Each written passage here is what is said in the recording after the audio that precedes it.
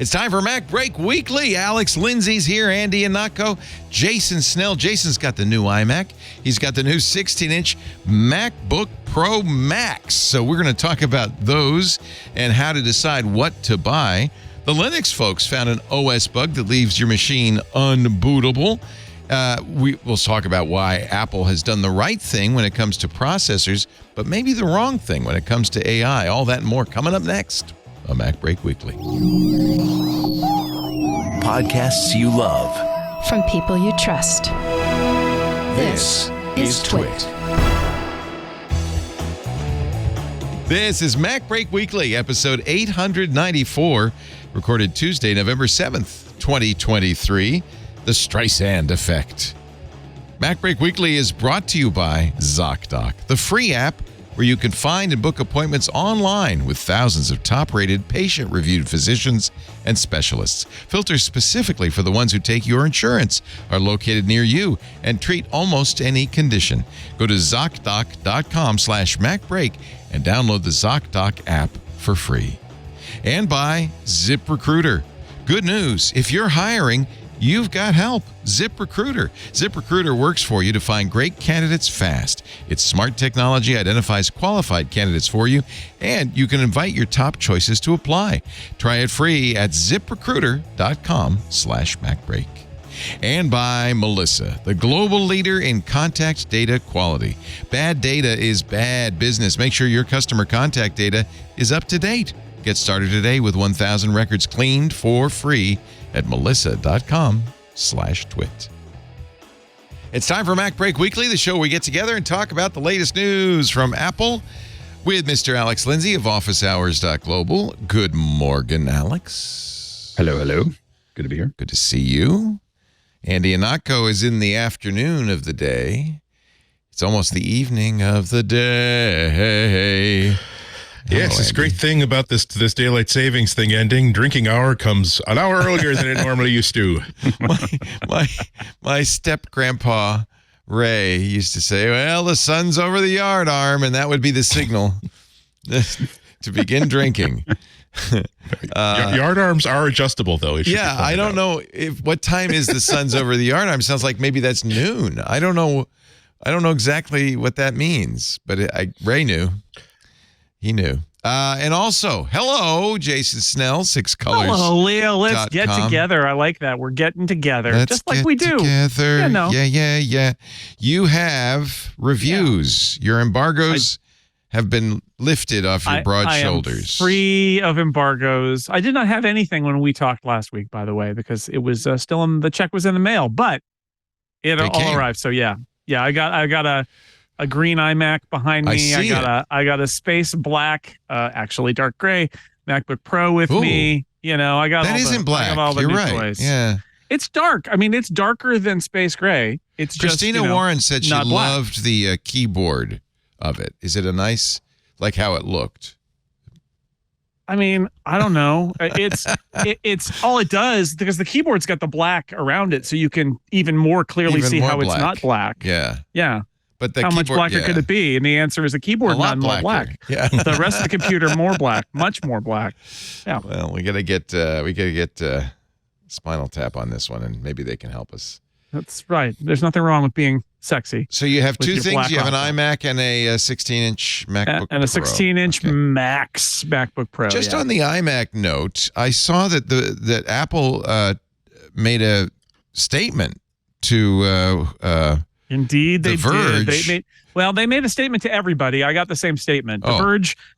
Some of us just mentioned it in our iMac reviews. Others of us wrote a whole story about it because I guess some of us want clicks more than others of us do in our business model, and that's fine. But yes, Apple provided a statement to multiple outlets saying, just so we're clear, because I thought it was crystal clear. We talked about it last week. They had a whole talking point that was, hey, everybody, we think this iMac screen is so great. It's great for 21.5 and 27-inch iMac users on Intel to come to this one because it's perfect. That's Apple saying this is the one. And that was apparently not clear enough. So now they have made a statement, which is, I believe, technically, we have no plans to make a 27-inch iMac, which is funny because they could get plans later, and they could get plans for a larger iMac than 27 at any time and even have them now.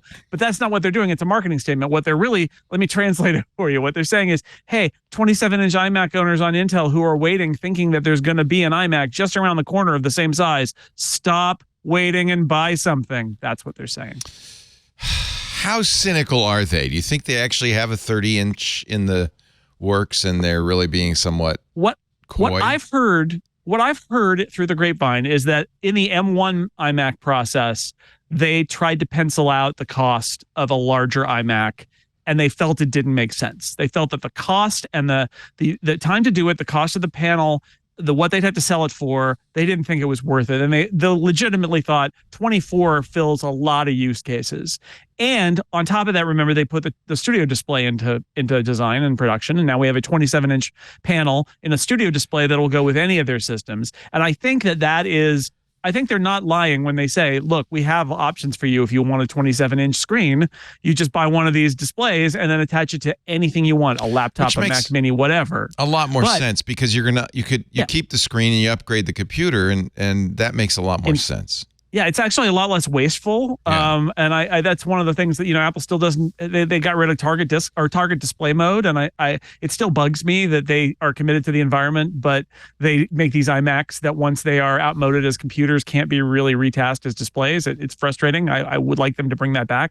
But I will say, the footnote to what you were asking, Mark Gurman did say that they keep throwing around the idea of a big iMac. So it sounds like it's out there, but he said even if they decide to do it, and it sounds like it's way out there, we're talking like 25, 26. So I think the point of Apple's statement remains, which is if you're like hanging on because you don't want to buy, you just know they're going to do a 27-inch model next month or early next year or something like that.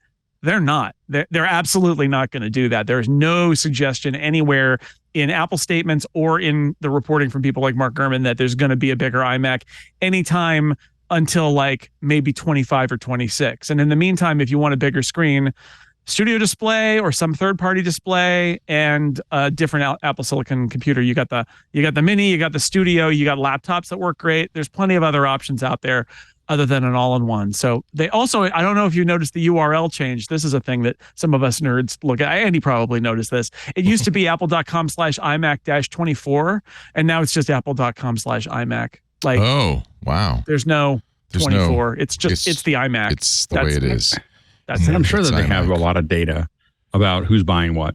Like, I think it's based on, and I don't, I have a 27-inch, or I have one that's been sitting around. But I think that the vast majority of people who want one, I think 24 is going to make a lot of sense. And I think that it is, I think that they're kind of like, hey, we got monitors for that, like Mac Minis and monitors and other things and all kinds of things that you can do with that. I think it totally makes sense. They also make, let's be fair, a 27-inch studio display. Yeah, exactly. You get a Mac Mini and a 27-inch studio Mac Mini and a 20, and you're going to end up with same panel as that old iMac. Exactly the same panel. Right. And I'm sure they don't want to be stuffing M3 processors and devices that they think that they could sell in other boxes anyway. So yeah, I think this was a long time coming. So Lisa really wanted to upgrade her 5K iMac. What she really wanted was a camera in the display, because we said, well, okay, we'll get you a studio, and then you have one big, 49-inch display. We'll get you a second one. She said, no, I want an iMac. So we got her the M1 like several months ago. And she's happy. Yeah. She's happy. I still have problems with the studio display because I feel like I don't know. It does have a camera, doesn't it? Or no? It does. Yeah. It's that center stage camera. So it's people are complaining about it, but it's just like an functional. iMac, really, with decoupled CPU. So exactly I presume you reviewed the M1 iMac. Yeah. 2 years ago. Yep. I think the real question is, compare the two. They are exactly the same. They are exactly the same in every way, in the prices, in the features. They didn't change a thing. In fact, my biggest complaint about the M3 iMac is that it has all the same failings as the M1 iMac. And don't get me wrong, it's great. Like, it is such a great computer. It makes me wish I had a place for it in my life. But the fact is, the iMac is a niche computer now. It's not There was a period there where the iMac was the best choice for anyone who wanted a Mac desktop. Yeah. And that's not the case anymore. When you say Apple, Alex said that like Apple knows the numbers. It's like, this is totally true. I've heard from people at Apple, like they know where it gets used. It's a niche computer. It goes in offices. It goes in some schools. It goes on front offices. Desks. Yeah. It's front desks. It's at reception in hotels. And like, it's gotta, they still sell it because it still sells and they make a lot of money on it, but it's not a mainstream computer like maybe it was 5 or 10 years ago. And so, what they didn't do is anything to change it. And like it's still got the 1080 webcam. I wish it had a 4K webcam, or they did something better with center stage, honestly, because the iMac deserves a center stage camera and not the 1080 webcam that's in laptops. And, like I said, doesn't do target display. I feel like they're really missing something there. And you can't buy it, even though the studio display you can buy with an adjustable height stand. It's overpriced, but you can get it. You cannot buy an adjustable height stand for the iMac. And I think the actual default stand is too low, which means you're going to end up putting it on a box or a dictionary or something like that, which kind of takes away from the whole vibe of having an orange iMac.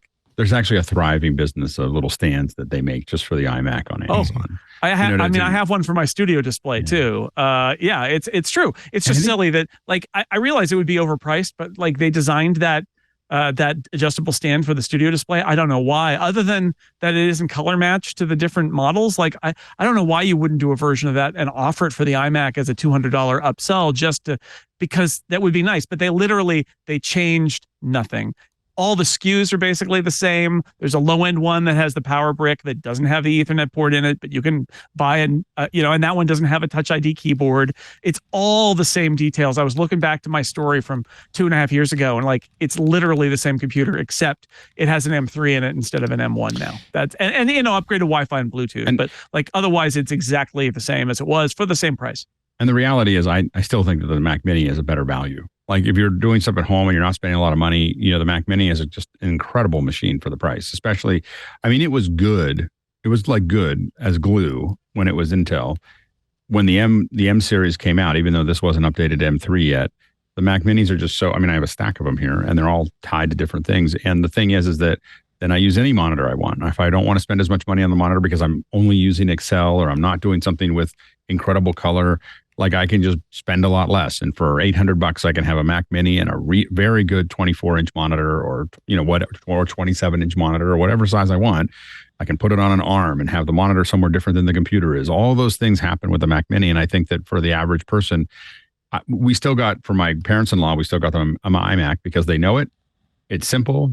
You turn it on and it plugs in and it works great for them. So there is a place for the iMac, but I think that the Mac Mini at this point is a better value. Yeah, it is more expensive to buy an external monitor and an external desktop computer. Although a lot of people have laptops, you can plug those in. With the Mac Mini, if you get the base Mac Mini and you're doing like Excel and email and even I tested Resolve on it just to see what would happen. It was fine. Like it was a little slow. but it's still more expensive than buying an iMac to buy a studio display and a Mac Mini. Oh, studio display, but I'm just saying. Or if you have a random display, sure. I just have all these Dell monitors. I don't. Yeah, that's absolutely true. And regardless, I just want to make this point that regardless, if you 3 years from now buy a new computer, you've now saved money because you didn't have to buy a new display. You just bought the new computer, and you will. And at that point, because displays last for so long, they don't get changed as fast as CPUs do. Well, and not close. Yeah. And again, we can have all these really really high end monitors and do all this stuff, but for the most part, I have mostly 1080p monitors around me. I have one monitor that is like a color checker. I look at it, and it's much more expensive. The rest of them are all $180, and there's lots of them, and I put different things on each one of them. And I think that, I don't think that anyway, I think that the iMac, a lot of times the color and everything else for the kind of person using it, probably overkill. I remember when the Bondi Blue iMac came out and then the color iMacs, that this was an era when there was a family computer in the living room. Yeah. And as much as anything else reflects a change in the way people compute. Yes. Yeah, remember that one of the greatest features of the 2014 2014 iMac, the one with the gooseneck. One of the selling features was that it didn't just look really, really cool. The fact that you can adjust, when the parents are using it, you adjust the screen this way. When the you adjust it downward. But that's that. But now people are moving towards. I think that the iMac and the desktop Mac is the default setting is now the MacBooks. So that's what people get by default. Yeah, you get a Mac, and you get a Mac, and you, Tommy and Jimmy and Sally and Betty and everybody gets a Mac. And there isn't a living room Mac that we're all using.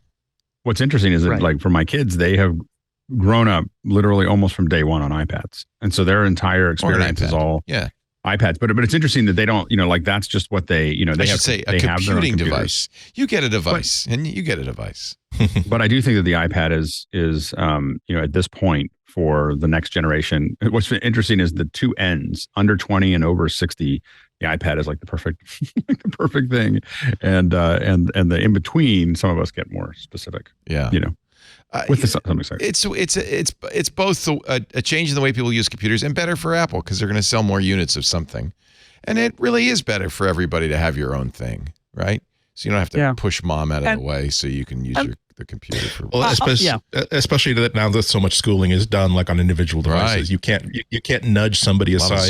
You can't have three kids and not have three computers at this point. Pretty much. And I think it is also, we were talking about the size of the display. A lot of people were talking about, like, do you even want a 27-inch display versus a 24? Honestly, I spent the last week mostly using that 24-inch iMac that's behind me. And the only things that I really need more display room are things like when I'm live streaming or doing video editing or something like that. I can get by. And there's also, because these are Retina, you can change the display mode to have more space on the screen, and your eyes have to be a little bit better for that. You got to put your glasses on a little bit closer, but, like, there are ways to do that. So a lot of people don't really, Apple's statement that 24 is a good size, they're not wrong. They're selling something, but they're not wrong. It is a pretty good size for most people anyway. Is it fair to say this is the end of the iMac era? And that's really what we're saying. And that's what we're mourning. Yeah. That's not how people compute anymore. It was what Apple's letting us down gently. Yeah, there was a shining moment where it was the mainstream computer, right? There was actually that weird moment where Apple's whole Mac strategy was falling apart, and they're like, we don't even know how to make a new Mac Pro. We don't even want to make one. Let's just make a better iMac, and they made the iMac Pro. There was a moment where so many power users on the Mac just bought iMacs because there was the Xeon one and the iMac Pro. There were the i7 and i9s in the high-end iMacs at the end. There was great performance, way better than a Mac Mini in the iMac, and the panel was so great because it was one of the first times you could buy a Mac Retina display of size, above a laptop. So we all bought iMacs. I know so many power users who bought iMacs, but that was a little moment in time.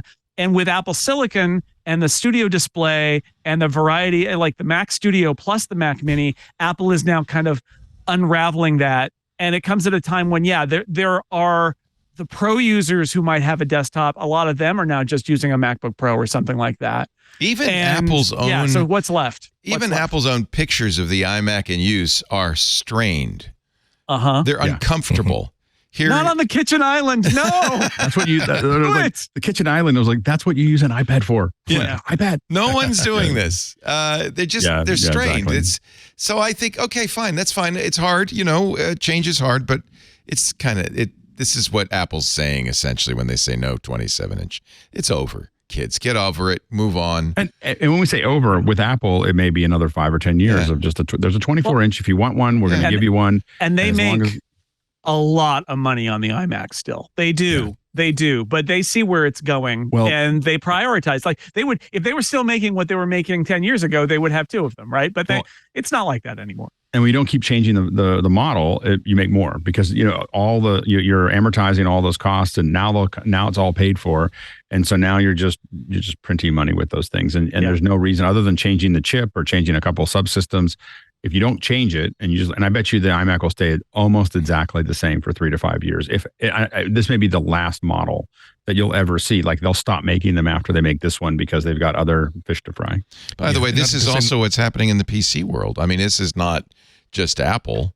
When people buy a PC, they're buying either a gaming thing or a laptop. They're very rarely getting an all-in-one. And I think that's the beauty. I mean, I know I keep on coming back to it, but with the Mac Minis, they're nice and tiny. They're tiny. They stack. You can put them somewhere. They don't make any noise. And I, we use Mac Minis, but we're for production. We're in an unusual situation. Yeah, but even when I talk about we put them in kits that we send out to people. I have 6 of them right here.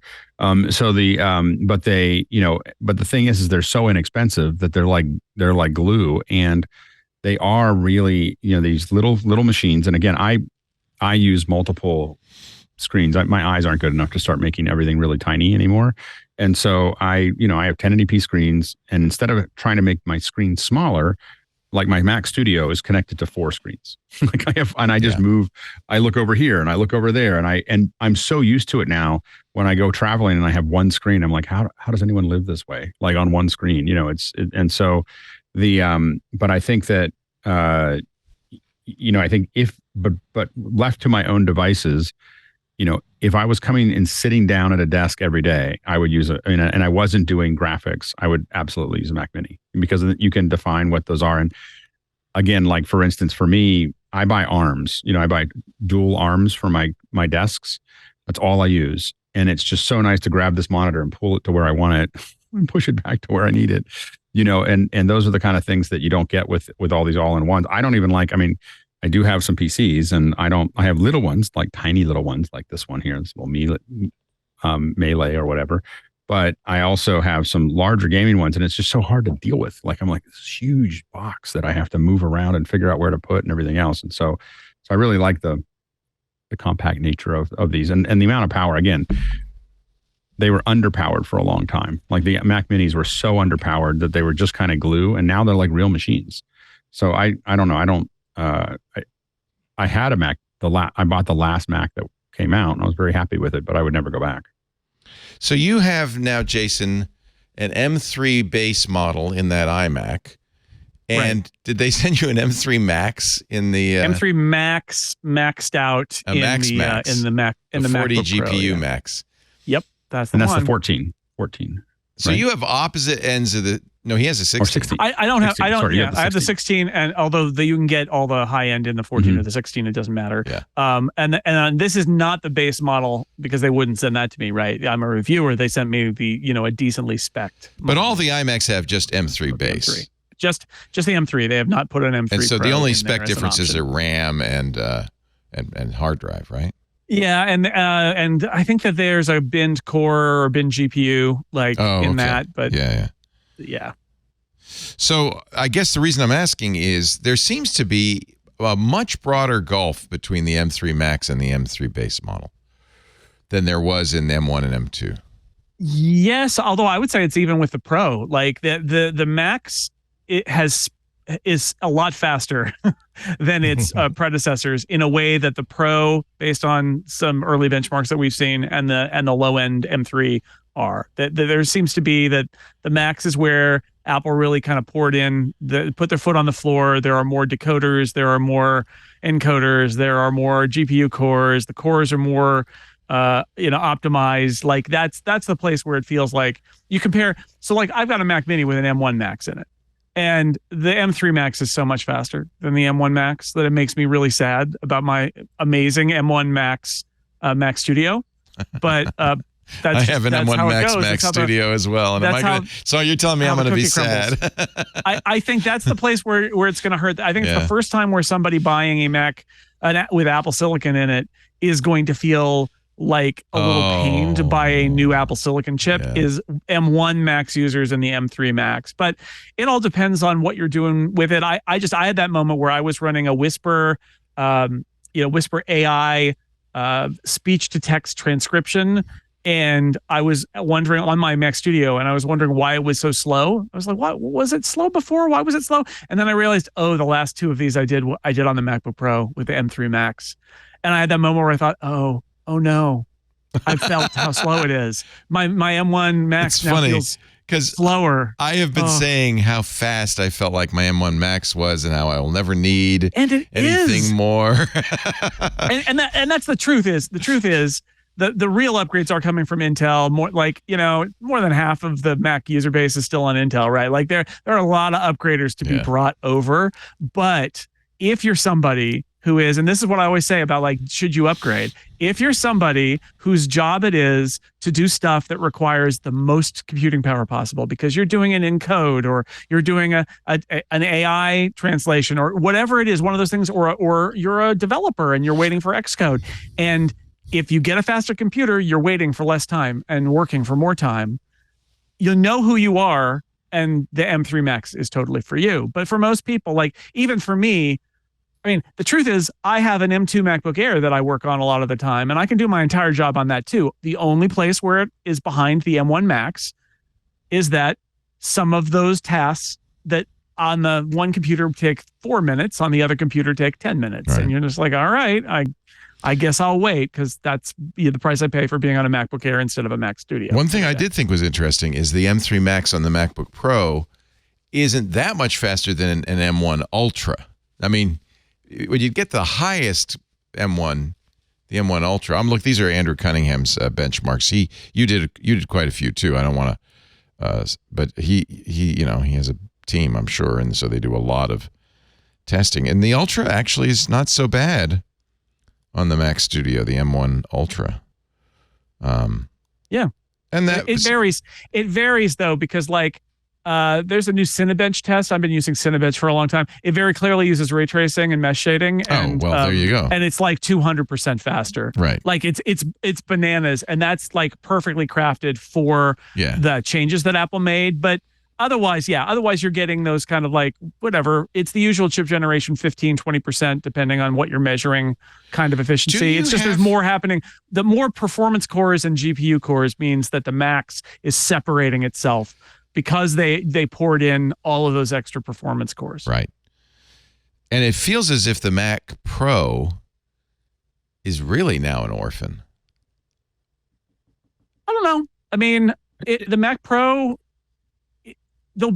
presumably there'll be an M3 Ultra, and they'll put it in the high-end Studio, and they'll put it in the Mac Pro, and it will be real. That M3 Ultra is going to be real fast. And I think unless they do something like they were rumored to be thinking of a while ago, but didn't do, which was do a thing above the Ultra that's like a quad Max chip essentially. But unless they do something like that, the Mac Pro is just a Mac Studio with PCIe slots. Exactly. I mean, and more Thunderbolts lanes, right? And so if you need that connectivity, and there are people like me that I haven't bought one yet because I cobbled that all together with a bunch of Mac Minis and a bunch of Sonnet boxes and everything else. But if I was going to build that again, I would definitely do it, because you can start just dropping cards into the actual machine. You don't have all the other I/O stuff that you would deal with otherwise.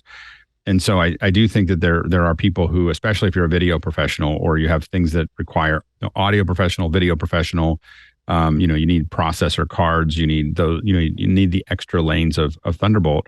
The Studio, the Pro provides it's a key part of an overall ecosystem. There was a time when I thought that I was just going to have to leave the Mac for some of the higher end stuff that we do, just because of that I/O problem. And so I think that it's important that Apple keeps it in there, even if it's going to be a semi-niche market. Do you think that it's a little more tricky to buy an M3, Jason, than it was? The Pro and even the low-end Macs have less memory bandwidth, for instance. Do you see that showing up as an issue? Well, I don't have the Pro, so I don't know. But yeah, they did lower the memory bandwidth. They're doing a little weird bit. things. They're differentiating. The Pro used to be, for the M1 and the M2, the Pro was a chop, is what they call it, of the Macs. They basically designed one chip, and then the Pro was the top part of it, and the Max was all of it. And as a result, they had lots of things in common, a lot of CPU cores in common, but not GPU cores, and not all the video encoders, and like it was a little bit different. Now it's a completely different thing. If you look at the pictures, there's a significant size difference. Yeah, and they've got 3 memory controllers, so that's why it's like 18 gigs of RAM or 36 instead of that's weird too. 6. It's weird because it's all multiples of 3. Get used to it, yeah. And that's how you get I think it's 150 for memory bandwidth, whereas with the Ultra it's 200.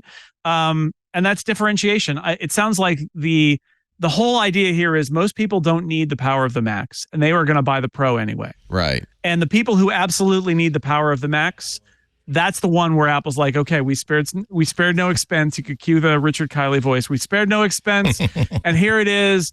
And that's how they're differentiating them. Instead of Pro being like Max's little brother, now Pro is a mid-range chip for most, I would say most buyers. This is how it's going to be going forward. They've sorted it out. It really wasn't reflective in M1, M2. This is what you expect going forward. Almost like they're getting up to speed with Apple Silicon with this, right? Like they did the first 2 generations, and they're like, okay, how many chips can we make? We're already making an iPhone chip. How many chips can we make? And they're like, well, we're going to make this M1 that's like a variant of the iPad. It's like the A16X or whatever. It's like what we were already making for the iPad. We're going to do a version of that. It's like a little spiffed out version of the iPhone chip for the iPad and for the low end Macs. And then we'll make a performance chip. And that was the Max, and then chopped, it was the Pro. And they did that because they were getting started, right? But now we're in wave 3. And it does feel like they're ready for the next thing where they're like, yeah, we can design 3 different, entirely different chips now.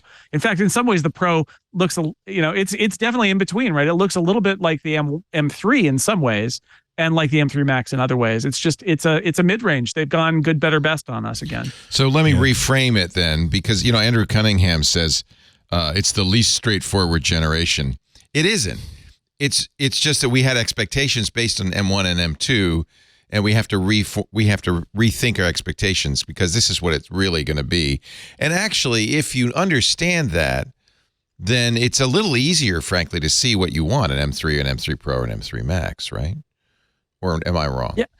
I think differentiation is good, right? Like I think these are more differentiated. Yes, more clearly what you like and what you get, what you pay for, and it's not as much. Before it really did feel like, well, Pro Max. Well, it's sort of, but kind of not, and they're just a little. And now it's like, no, there's good, better, best. I just wanted, and the prices are very clearly different. Big difference in price. I just wanted 90 billion transistors. I just wanted that.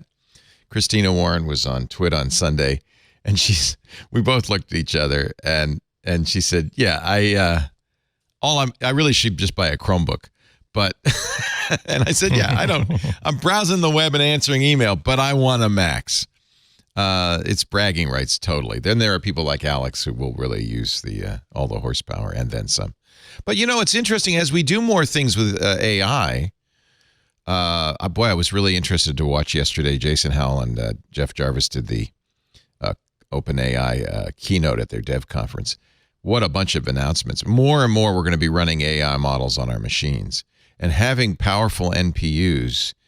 Apple did not talk about TOPS speeds, though, did they?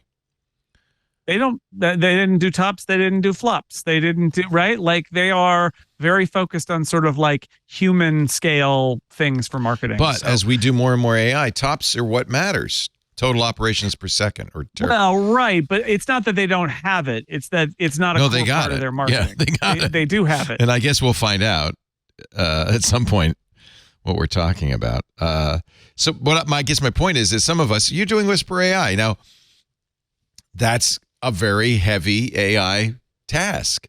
And the speed makes a big difference to you. It is. Yeah. It is. Yeah. And it's still, although it's so early, but yes, there are like, the Whisper AI is fascinating, and there's now a new model. I'm actually looking to see where this is going. These new models are 128,000 nodes.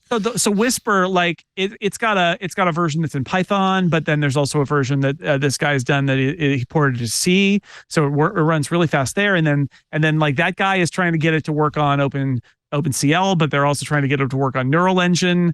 And there's a question of like what's the most efficient, like depending on what system you're on, you might be better throwing it at the GPU or at the neural engine or at the CPU. It really like depends. And it's so early days that it's almost like you need to get a different build and like figure out which one works on this computer. And then you go to a different computer and it's a totally different story. But you're right. In the end, some amount of compute, like those we may be using more compute than we anticipate, even as average everyday users, because of AI alone.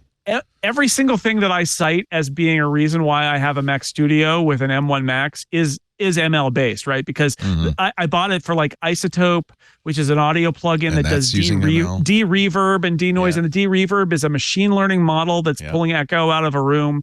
And then, something like the Whisper transcript, it's ML. So, you're either using all of your CPU cores or all your GPU cores or all your neural engine cores, depending on what it is. But it does change the game a little bit in terms of needing more.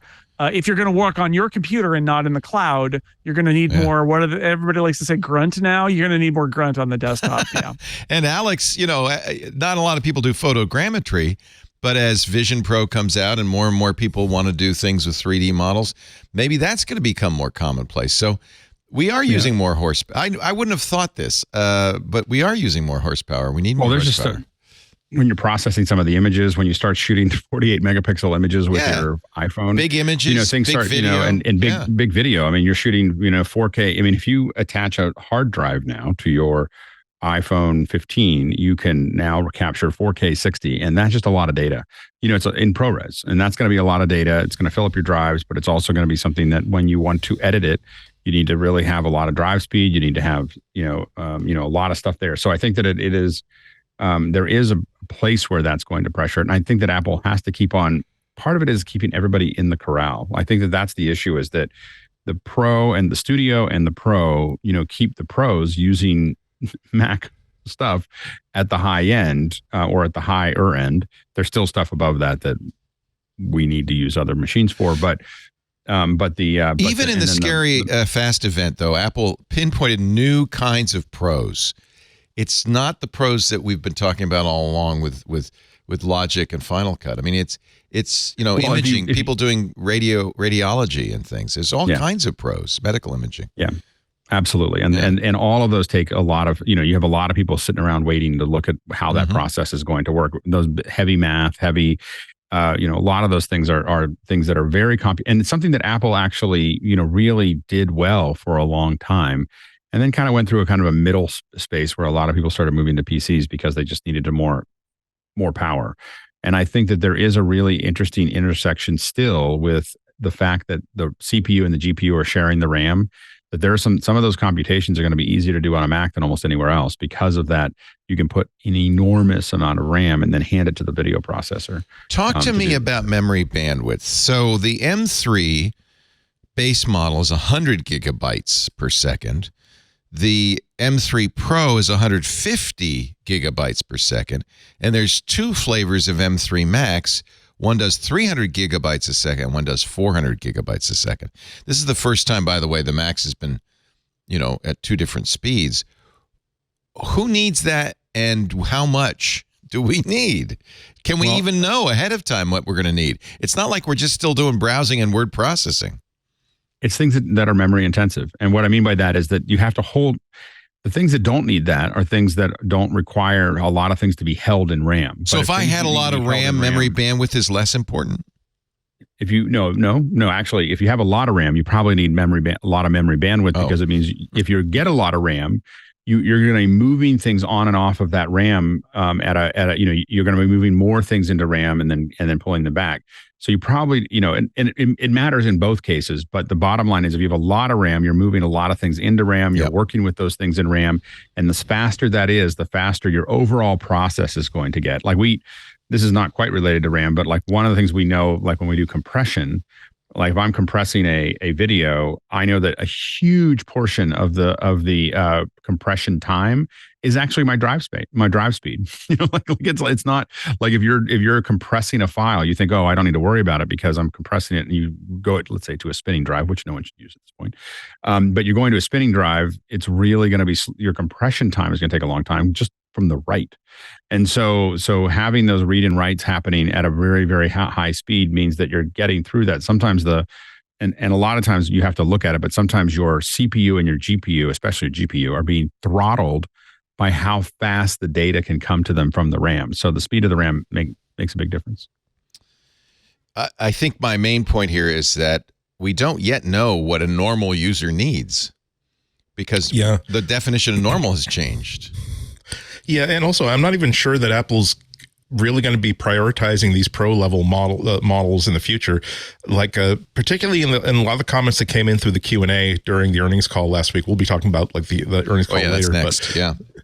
But they're really talking more about how we just want to get people, and once we get them, we can basically, they can stay got by us continuing to sell them pretty much anything that they're interested in having, whether it's a streaming service, whether it's earpods, whether it's AirPods, whether it's an iPad and an iPhone. They're less about let's maintain high performance, really expensive stuff at high margins, so much as let's just make sure that once we get a customer, they're not buying a $10,000 computer once every 3 or 4 years, and then in 4 years they buy whatever else they need. It could be a Mac, it could not be. That they're more interested in acquiring the customers that are just always for the next 10 years will be making at least 8 purchases a year, not including subscriptions. So it's just got me wondering, particularly given the amount of power that even a baseline Apple Silicon chip is giving, whether their heart is now still into the idea of saying,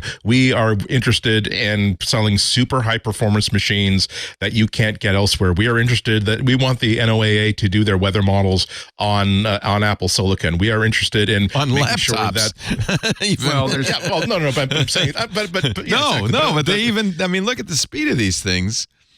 These are amazing.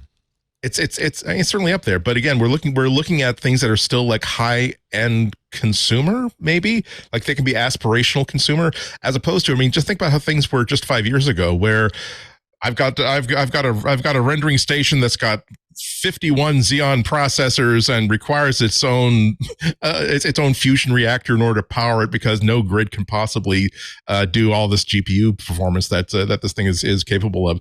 We are seeing more of the mainstream stuff and less of this investment in the high end stuff. Think about how wasn't the Mac Pro the very, very last Mac to get Apple Silicon?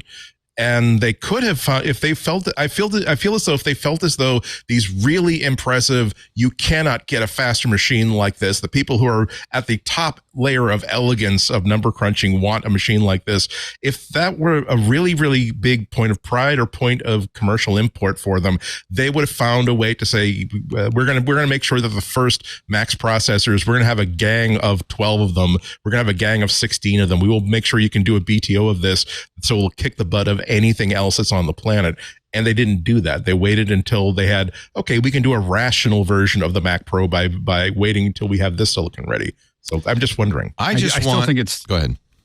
I still think it's part of keeping everybody in the corral. So, you want to hang on to everybody until they get to a certain level. So I think that I agree with you that there's not going to be they're not going to focus on it the same way they're focusing on the MacBooks. They're not going to focus on it the same way that they do, some of those things, or iPads.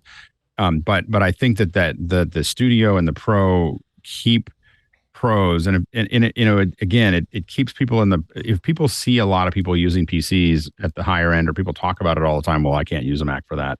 There is an aspirational part of you're buying into something, and that you could grow into that process. You could grow into it, and there'd still be these really high-end ones that you could grow to. I think that is important for the overall ecosystem, that they have to keep on supporting it. But I do agree with you that it's not the core of what they're doing. And I think that it probably won't move as fast as it could. But I mean, the M1s have given it a huge advantage in those areas. But I think that they have to exist there. If it stopped at the MacBook Pros, there's a whole bunch of people that do need something faster, and they start using it, and they start getting comfortable with Windows, and next thing you know, they're buying Windows laptops. But that's more about this than I do. So this is a good question for me to ask. Like when you have, I'm talking about the stuff like $6,000, $7,000, $8,000, $10,000 workstations that used to be a lot more competitive, I think, than they were now. Like when you think of somebody who's got a $10,000 budget, they've been approved $10,000 because they need one of these big heavy irons. Are they necessarily going to be thinking, well, I'm a Mac guy, I love Macs, I got an Apple Watch, I've got an iPhone, I'm going to spend this $10,000 on the best Mac Pro? Just close it off. Yeah. Or do they simply say, I've got $10,000, here are my academic needs for what this thing needs to do and the software that can run on this? Aren't they willing to switch to a different platform if they're saying that I'm building this basically for this one job I need to have done, this one category of stuff I need to get done, is loyalty as much of a thing as it is at the $10,000 level as it is on the $3,000 or $4,000 level? It can be. I mean, there are definitely people who just don't want to deal with it. I mean, there's a certain overhead. Like for instance, a good example, we were just talking about this in office hours this morning. The Windows update is extremely disruptive to production. So the fact that Windows will let you delay it, but unless you get the enterprise level or whatever, at some point it's going to force an update, and that update will break a bunch of your stuff, especially if you're in production pipelines and you're building those things. And so for some people, that they don't want to ever be forced to do an update. They want to say, I want to do the update every 6 months or whenever I feel like it. And that becomes the point of contention, for them, is to have something forcing them to run an update. And so those are kinds of things that they get frustrated with. And then some people just don't like PCs. Now, a lot of that has to do with lack of exposure. So what you got to be careful of is making sure they don't have lack of exposure, or they continue to have lack of exposure with PCs. So so then when they open them up, they're like, what the what? And you want to keep the what going on, for folks that are on the Mac side. But if you start letting them, pull it, become cross-platform and so on and so forth, and they get comfortable with it. And then again, they're like, well, I better get a laptop this way because I'm used to, because then I can integrate this better and everything else. It does affect it. And it's more important that they are the high-end friends that their other friends look, and you're seeing behind the scenes of them using them in movies. And there's a lot of like glow that happens with a high end. It's why you build F1. It's why you do, like when we talk about these, like there's aspirational things that we do with our cars or with other things that people feel like they're part of something bigger. And if they stop feeling like that, it can affect the entire downstream of how people look at it. If they just look at Apple as like the little thing. But I will say that at $10,000, I think Apple is very competitive. I think one of the reasons they dropped the $60,000 version of the Mac Pro, and they're now capped at $12,000. I think at $12,000, except for when you need specific things like NVIDIA, Apple makes very, very competitive hardware up to that top end of what they're doing.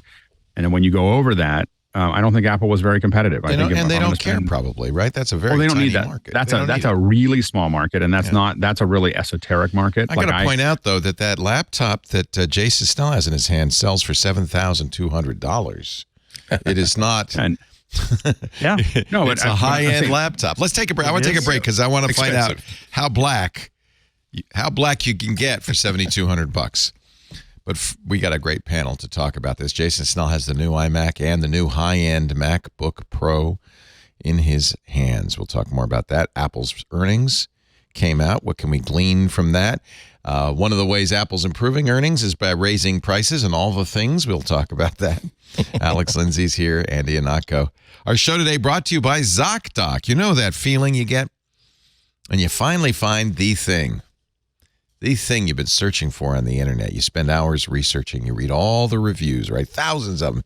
And you finally narrow in, you hone in, you find it, the right thing, whatever it is, the perfect water pick, or I don't know, a designer dog hoodie, or you got it. It checks all the boxes. It has 5 stars. It arrives in 2 days.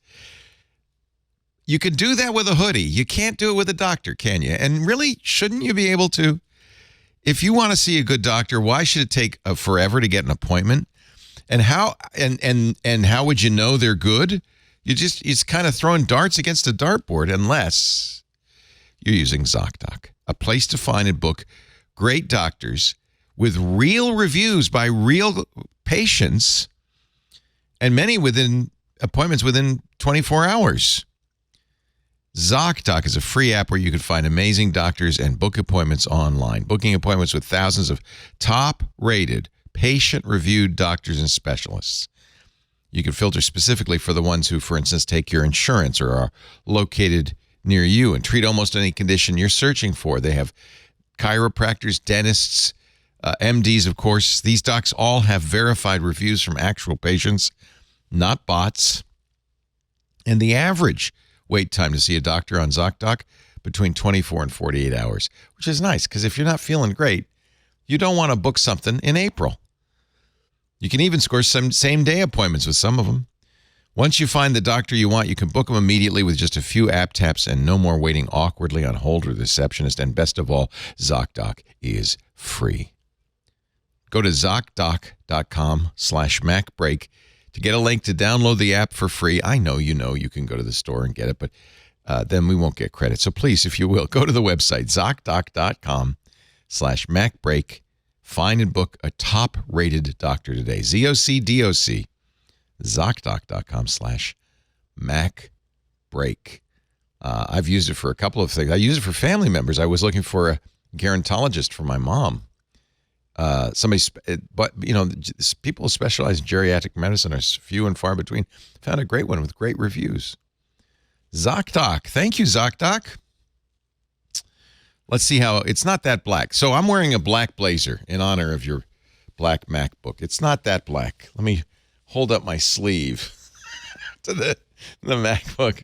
And actually, you did a good thing, Jason. You were able to. The keyboard is black. When you look at the keyboard next to the finish, you could see that in fact it's dark gray. Yeah.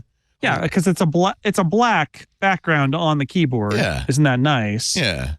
And then you can see the contrast. It's dark gray. It's the darkest Pro laptop Apple has made since the Wall Street, basically, right? Way back when. Right? Or whatever. No, the Wall Street back in, when was that? I don't even know. 2001?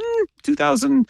Like the one before the titanium. Yeah. Because they made the black polycarbonate MacBook. It was a PowerBook G3. Let's put it that way. That was the Pro, but the PowerBook G3, the Wall Street, that was the last Pro black laptop. This is the darkest laptop they made since then because they went silver with the titanium PowerBook G4, and then that was the end of it. And when it's in like general lighting, like in my house, because it's been laying around my house for the last 5-6 days, you can tell it is darker. Like space gray, I feel like if you don't have a silver one around, it's very easy to start thinking that space gray is silver. And then you see a silver one, you go, oh, it's a little bit lighter. This one you would not mistake for silver. It is appreciably darker, and that's great for people who want a darker laptop. It's probably the color space gray should have been, but wasn't. But it's here now. I just, it's that thing of like, it's not as dark as the midnight blue. That's the funny thing. It's not as dark as the midnight MacBook Air. Yeah. It definitely isn't, and it's not as dark as I took a picture in my review of the Air, the Space Black Pro, and a black anodized aluminum Samsung SSD, right? And it's like, oh well, that's black. That's what black looks like. Yeah. And I did also get a stack where I put all the like laptop colors on top of each other. The other thing that's a big issue on the midnight MacBook Air is fingerprints, and they claim it's funny that Apple obliquely referred to that by saying, and this time we've anodized it. Is it better? Yeah. Well, no, I mean, it's all their aluminum is anodized, but they changed the anodization seal, they say chemically, in order to repel oh, wow, look at this. Oil and liquid. This is that image you talked about. This is the Samsung Black SSD. Yeah. The Midnight MacBook Air on the right, and this is the so-called Black MacBook Pro. It's not even close. It's not, and that's okay. But it is dark, and the fingerprint repelling. It's darker. I know there are people who like dark laptops, silly. And I would love a Vanta black laptop, but it gets you closer to your goal while not getting you there. Right? It's the endless frustration of it. Right. But the fingerprint thing is true. Yeah. It's better. It's not perfect because nothing's perfect. Again, they just try to go in that direction. But it repels fingerprints better. I have my Midnight MacBook Air and I love it. This thing I've been carrying around, for the last 6 days, and like it's got marks on it and stuff a little bit, but like you can't, like you have to make an effort, and they wipe off pretty easily too. So it's a win. They are progressing. I put a Vanta black $12 case on my Midnight MacBook Air, and now it's black. And then I put a rainbow Apple logo on it to really confuse people. That's the way you do it. Yeah. That's how I do it. I was gonna say if Apple made a true Vanta black, like they partnered with Vanta and made the true Vanta black, and they charge an extra $200 or $300. So many. They would sell. We'd all buy it. Everyone would be like, I have the black one. Vanta. They already have like Project Red for that charity. What charity would they link up with for a Project Black line of products? But I'm saying it would work. Have you had enough time with the 16-inch, Jason, to say it's worth all the $7,200 that you didn't spend? I mean, it is you know if you're that person, right? Can you tell? Let me ask you this: can you tell it's that fast? Like, could you sit down on it and go, whoa? Finder in really my case, snappy. No. I mean, user interface stuff is snappy. My M2 MacBook Air is incredibly snappy in that way too. It's got the snappy, but I did have that situation where my Whisper transcripts were just flying, and then I went back to my M1 Max processor, which is very fast, and it felt it took it longer. It felt slower. So I think that, and then anything, again, it's one of those things where once you start to get into the texture mapping, the mesh shading, and the ray tracing and all of that, where it's really killing the GPU, you will see it. But yeah, you have to work really hard, which is why, if you want to buy a $7,000 laptop, because you are somebody who absolutely destroys GPU or CPU or both when you're doing your job, and you want that thing to take 10 minutes instead of 20 or 2 minutes instead of 5 every single time. And that's who's going to buy it. And that's why it's differentiated from the Pro chip, because like most people aren't the $7,000 laptop. And good news, you can get one with a Pro chip starting at $2,000. It's much more reasonable if you don't need Mac Pro level performance. So it's differentiated. And, and for me, in some cases, it's 1 day instead of 3 days. Exactly. Yeah, for you, I mean, for sure. Yes. Alex knows who he is. There's some things that are, So in fact, Jason, I would like to send you a test file if you're open. Oh God. How long do you have that? So send it to me too, because I'm getting the 14. Okay, I'll send you the test have you file. been able to get this fans to spin up at all, Jason? Yeah. Oh, so funny story. So, one of the things that I got, I had a little helpful suggestion from Apple was, if you want, you could run your benchmark tests in high power mode. So they added high power mode last year. It was in the 16 only. Now it is also in the 14 if you have the Max. Is it in the settings? It is in settings. And what is high power mode? Well, high power mode just tells the fans to spin it as hard as they can. Oh, really? Right? So basically, that's all it does, is just say the fans, keep it cool. Yeah, that's what it is. That there is a limit to the fans after which, in normal mode, after which they'll just throttle down the processors, because they're trying to keep it in balance without making it sound like you're using a hairdryer. In high power mode, they're like, hairdryer ahoy, let's just do it. And honestly, I did a bunch of game stuff and a bunch of GPU tests, and the fan spun up, but it wasn't so bad. But in high power mode, I did this one test that was an intense CPU test. So it was all those cores were going, all the CPU cores, and the fans just went,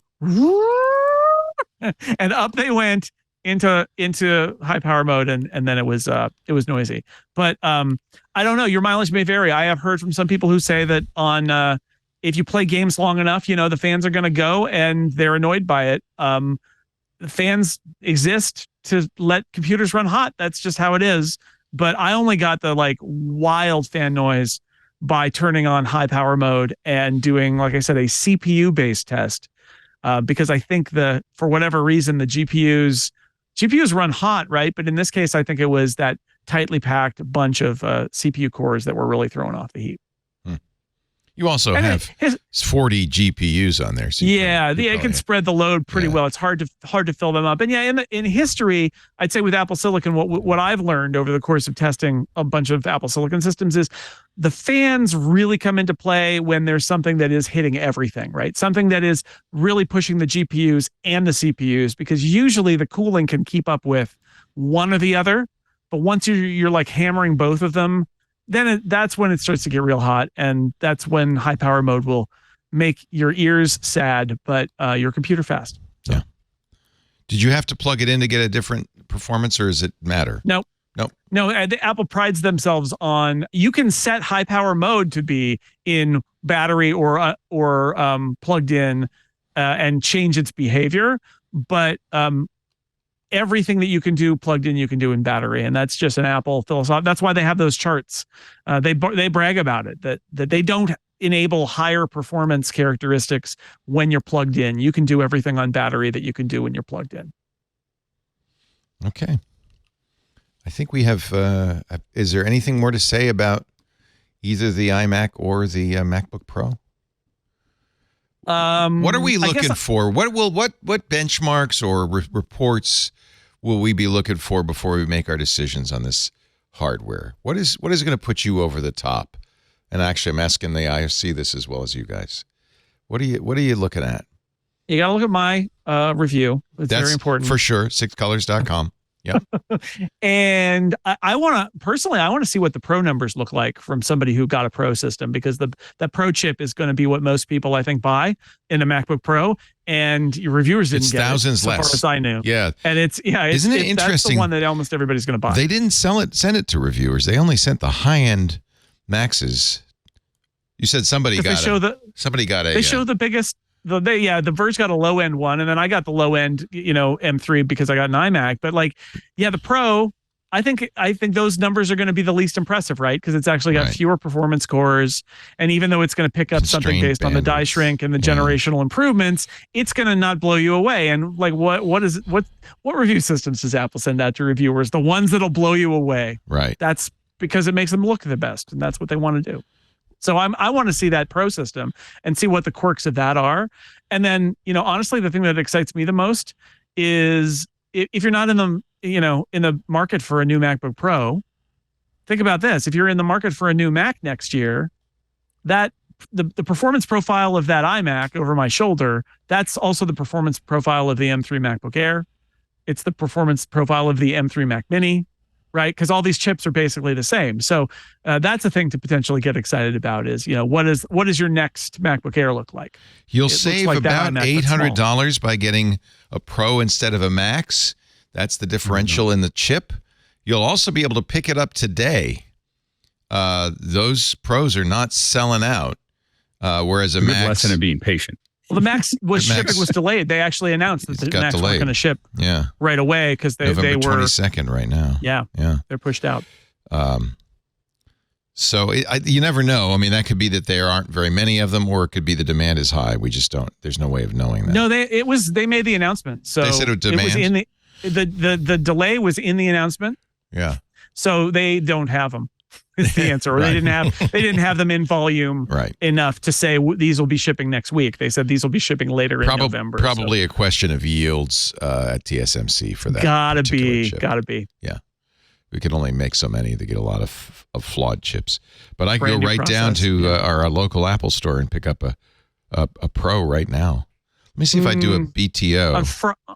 On Friday, right? No, it says today at Apple Santa Rosa Plaza. Really? Yeah. Oh, they are now? Okay, great. They got it now. Run and get it. Run and get it. No, mine's supposed to come today. Mine's on the truck. Nice. So let's just do a BTO and once you start doing BTO. Is it a Pro or is it a Max? It's a Max. What is it? I have a Max coming today. Oh, of course you do. Only the best. You know what? It's a personality. Best. It is chef's kiss. It is a personality flaw that comes from reading the William Gibson novel Neuromancer, because he had a laptop. It was all beat up. I don't know if you remember the book. I was trying to find the passage, but I couldn't. I bought it in 5 different editions. Such a good book. It's one of my favorite books. He had a beat up old laptop, but it had all the world's knowledge on it. Right? And I think he could jack into it. I think you could. It was a. Of course. Yeah, of course. Now, I don't think I'll be able to jack into this, but I do think it will. It will satisfy. I'm trying to get that deck, the Neuromancer deck. So when we say that there's the classic marketing ploy of good, better, best, because most people come into the store because they see the price for good, and then but then they're like, well, and they get better, and everybody makes more money. Then Leo walks into the store and he's like, away with it. Bring me your finest for me. Bring me your best. Well, it's clear that they offer an 8 gigabyte Macintosh Pro with expecting that no one will buy it. I hope. Yeah, that's an instant $200 upgrade. Yep. Yeah. Yep. And they know that. And then once you do the 200, you've loosened the wallet a little bit. You blew the dust out and the moths flew away. At $17.99, you could really just go to $19.99 and then you get a little more memory and you get the Pro chip, right? They're no fools. That's why they got all the money. They sure do. I talk to people sometimes like, man, I wish Apple's stuff wasn't as expensive. And I'll be like, I mean, have you seen Apple? They've been playing this game my whole adult life, which is it's all a little too expensive, and that's why they have so much. They made, we're going to talk about their financials in a little bit. I'll tell you what number went up year over year: profit. And they're still throwing out $20 billion in profit every quarter. So that's why. That's stuff like that is why. They built a huge campus without a single right angle in it. You think they did that by not maximizing revenue per customer? I think they did. And a lot of margin in there. I think that also one of the big advantages they have is for the market that they serve. They're unconstrained. They're not as constrained by budget. Right. And I think that, I often, so a lot of times things work really well with an Apple piece of hardware because they didn't worry about how much that was going to cost, or we'll charge a little bit more, or we'll do a little bit. There's a lot of flexibility. I always think that in Amazon, it's your margin is our opportunity. At Apple, it's more like your stinginess is our opportunity. Like wherever you cut corners, we can just put that back in, and people will. There's a small subset that will buy that. That will buy into that, and they just want it to work. And I think that's the advantage that they have. Well, without getting into a long discussion about it, I'm glad that there are lots of manufacturers who are serving a very wide range of people, because iPads are great. There's no other tablet that I would ever consider using. I don't think that any other tablet that is even worth using that's better than a pad of paper, pretty much. However, there are a whole bunch of people for whom, look, I don't need an even good tablet. I need a $60 color tablet that I can put in the backseat of the car, that if the kid drops it, if the kid pours orange juice on it, it almost doesn't matter because I can get another one. So I'm glad that there are people that are making $30 phones, people who are making $80 tablets, and people who are making $200 laptops. $300 PC that I have. Look at that. Here. What is that? It's cheaper than a Mac Mini. This is Miele. Make this a quieter FreeQ or something like that. I use this as glue. I use it so I can listen to after hours, actually, like on a computer here. And it is and I have, when we had to buy a bunch of Zoom controllers for 9 computers. And what did we do? We went out and bought a bunch of, Samsung tablets that were $110 each, to exactly Andy's point. So I'm not, it's not like we make decisions about what those are. Of course, I'm just saying, right. Apple's advantage is that they can go down that path. But I'm with Andy. I'm very glad. In fact, I wish Apple would go down a little bit further on stuff that like what I really want is an Arduino or Raspberry Pi kind of thing, but that ties into the Apple ecosystem. That is just like I could have shortcuts, and that shortcut sends actual, turns into electrical things. I'll say again, if my dream product, I'm not even suggesting that this is a feasible product or that there's a lot of money in this, but if they just took the box that an Apple TV comes in and said, we're going to take all of these cheap M1 processors that we don't have, that we're aging out of the system, and we're not even going to necessarily call it a Mac. We're going to call it a something or other that can't sideload apps at all, that can only run full screen Mac apps from the App Store. And what do you think the Apple TV is? It's all the M series that they did. No, hardware wise, yes, but like no, it doesn't do that. For something else, all I'm saying is like my equivalent of the device you just lifted up is something I can't show you because my Raspberry Pi 5 has been plugged into its own keyboard and its own monitor in the other room ever since I got it, and I keep using it and using it and using it. The idea of having this bar of soap that whenever I travel overnight, I can unplug it and have this complete PC with me. I think I just love the idea of these tiny little things that can also be kind of desktops for just when you need that little extra push over the cliff. The Apple TV is totally powerful enough to be a solid, absolutely, little PC or little Mac that would run it, and it is frustrating that it's not allowed to. If all they did was say, guess what, we're making a version of we're making a user accessible version of Safari for the Apple TV. We don't care if you just plug it into like a cheap, like you're using your iPad as an HDMI monitor. We don't care if you're using it just to solve a quick problem on your TV, or if you're actually trying to use it as like a Chromebook, only it's like much better than a Chromebook because it runs Apple stuff. Like, oh my goodness, would that get my attention? It has enough of everything to be a regular little computer for most people, like just doing all the things. And so it hurts that you can't do more with it. Yeah. An iPhone with conventional external displays support would be, anyway. Yes. The Melee is mele.cn if you want to buy one of these suckers. They've sold a lot of Amazon. Stuff. They're on Amazon, so don't get it from China. Get it from Amazon. Yeah, but you can get them. You can. They have so many. Couple $100. Yeah. Cool. They're great little boxes. Interesting analyst note to wrap this part of the segment up from Jay Goldberg, digits to dollars.com. He said, we have found it fascinating. Apple's the only semiconductor designer to introduce a chip this year without mentioning AI once in the product launch. No flops, no tops. But the most significant facet of the M3 launch was the fact they're launching 3 chips at once. Not the same chip binned, 3 different, and that's what you show in your picture on the on your website, Jason. 3 different chips with differences manifest in their different die sizes. This is somewhat staggering, as we have to assume the tape-out costs alone for the 3 close to $1 billion. Very few companies can afford this large an undertaking.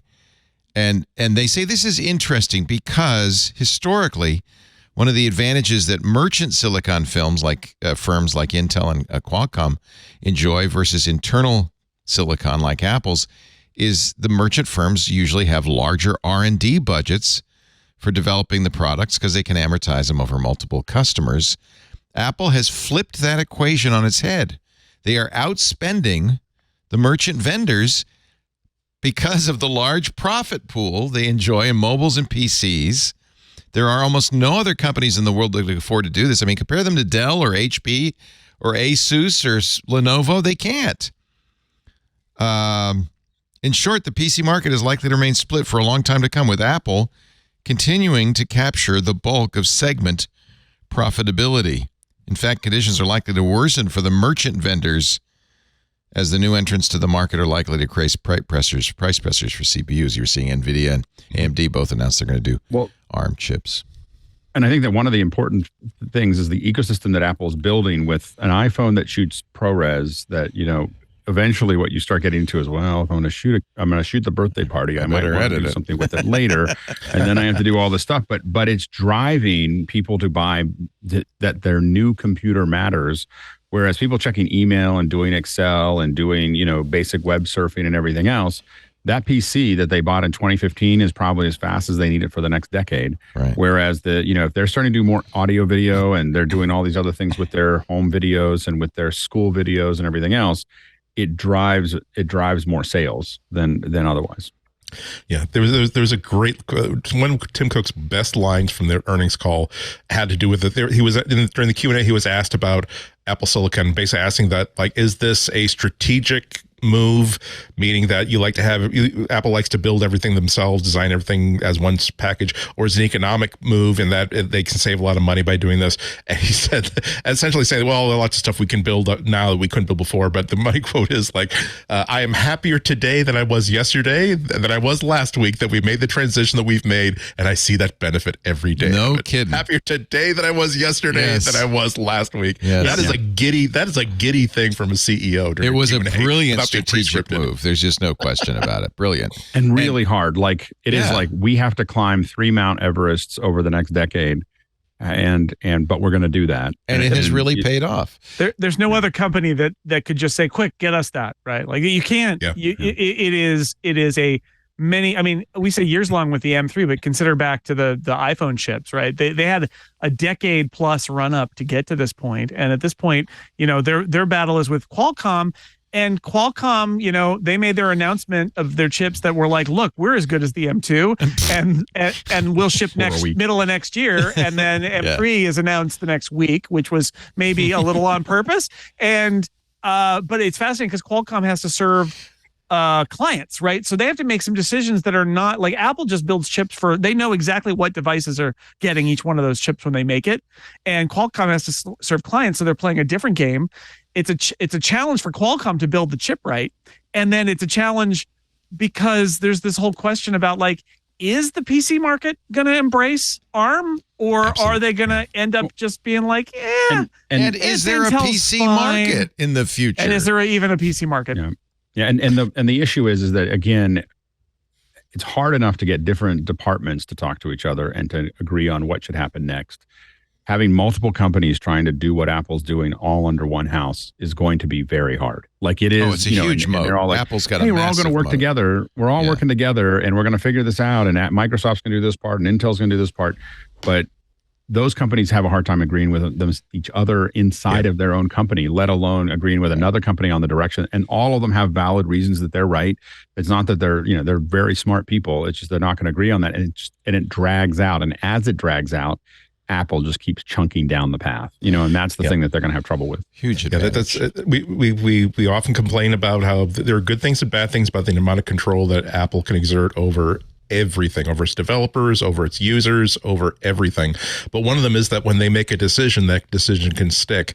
I don't think any other company could have done a CPU transition the way that they've done it now 2 or 3 different times.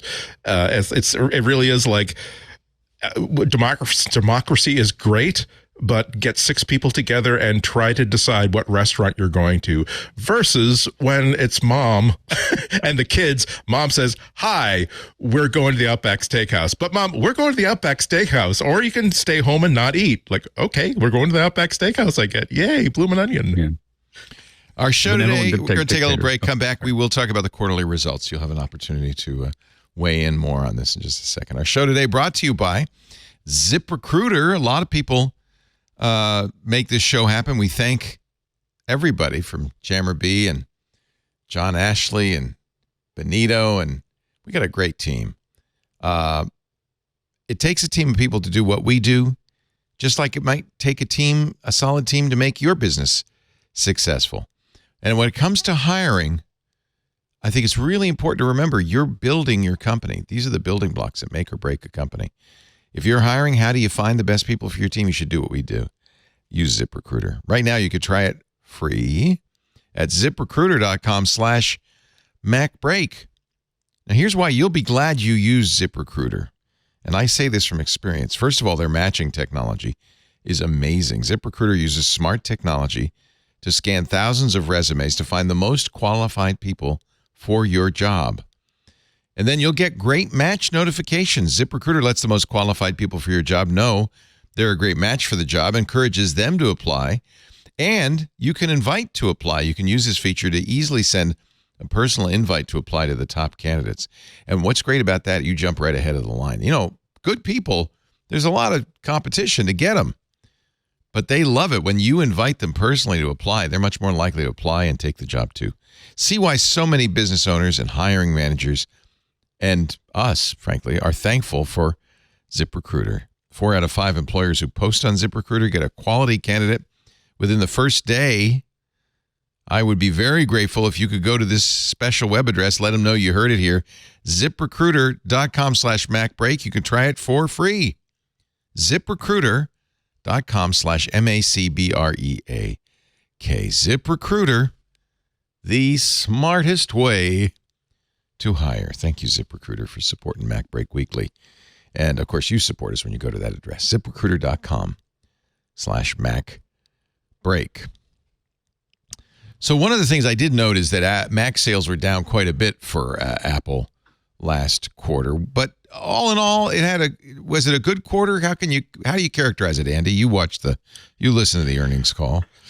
Yeah, whenever you talk about bad quarters, you're usually just talking about analysts predicted that the numbers would be this, but the numbers were lower than that. And even when the numbers are saying that growth, we grew our market, we grew our profits. So mostly it was bad in the way that it was expected to be bad, that the entire market for basically Macs, iPads, everything is way, way down. However, it was still very, very profitable. It did really, profit really well. Up 11%. Yeah. That's not bad. Is that year over year? Or quarter? It must be year over year, right? I think quarter over year, I think. Okay. But yeah, Mac revenue is down 34%, and they had a lot of word salad to explain all of this. They were basically putting it down to the usual currency, supply disruptions. It was a tough compare, right? It's just hard. I was going to say, I have that bold face here. I hate it when you compare. Compounded by a difficult compare in our own business, whereby last year, that was where in Google you drink when they use the phrase unprecedented international macroeconomic environment.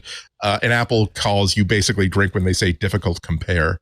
because they're comparing to, hey, when we did something revolutionary the way it made that everybody basically released their pent up demand to upgrade just a year or two ago. It's hard to figure out when we're going to get back on a regular drumbeat of upgrades and replacements. Yeah, it bugs me that they called out the tough compare this time, because while it's like last quarter's tough compare, they're like, oh well, the factory shut down and then we things sold later, and so it's a tough compare. And if you look at the annual Mac sales, they're back where they were. They're a little bit up over where they were in fiscal 2020, but 21 and 22 were huge record years where they were up at like 35-40 billion, and no tough compare because of factory shutdowns will really tell the actual story, which is that Apple Silicon and the pandemic sold a huge number of Macs and expanded the Mac user base, and that's all good news for them. But they're not gonna, they're gonna go back down to 30 billion. They're not gonna stay up at 50 or 40. It's not a crime. I don't really understand why they tried to blame it on the factory shutdowns, because that's not really what's going on here. That's something I don't understand, because I'm not a business reporter. That I don't know why the expectations are, oh my God, we had the greatest quarter we have ever had, ever. And then the next quarter is like, well, you didn't have the greatest quarter you ever had, ever. Well, should we be concerned that we need a C-suite management? It's like, no, it's because we had a great quarter. We weren't expecting it, and it was a great surprise for everybody. We all had biscuits and gravy and waffles in the break room for an entire week, but now we're back to just doing really, really well. Why are you hurting us? I think that part of the problem, in general with the stock market is this whole, and Apple can be a little bit insulated from this, but if we wonder why all these companies value profit over everything and value growth over everything and are plowing their people and everything else into the ground, it's because every quarter they have to come back and say, hey, we did better than a quarter a year ago. And it's an insane rat race that is just, that drives companies. And I think it drives Apple less. And part of what is because they have so much profit, and then they buy their own stocks and they do dividends, and that is doing as much to grow their stock price as as whatever their performance is. Let's go to the graphs. Oh boy. The good news is services have grown to, iPhone, which used to be just a little more than half of revenue, is now a little less than half of revenue, but services 25% of revenue. Of course, we know some of that is $18 billion from Google, but we won't. Well, yeah, that's where Apple makes those Wall Street people happy and show growth. That's why the services thing even exists. That's ARPU, and right? that average is revenue average per user. Per user, yes, absolutely. And it's true. Services gross margin was 71% this quarter, which is bananas. And they said that was because of a different mix. And when asked about what exactly went into that mix, Luca Maestri, who is often a pretty direct guy, Apple CFO, he was like, well, there's a little bit from over here and a little bit there, and things are different and all of that. And it was really evasive. And I've definitely seen people since then suggest the answer may be related to Google paying them for referral for searches. Yeah. And since that is kind of, part of a little bit of a, legal proceeding right now, maybe they just ixnay on the Google gay. Yeah. Don't and mention so that. instead they're just like, oh, it's a different mix. These things happen. It's a chunk though. Never mind. When you make 100 billion, when you make, 80 or 100 billion in services a year and a quarter of that is Google, that's a big chunk. And they never talk about it. They never, ever talk about Google in the context of their services line. A lot of it's App Store, right? The 30% revenue, also a little bit, encumbered these days with legal action.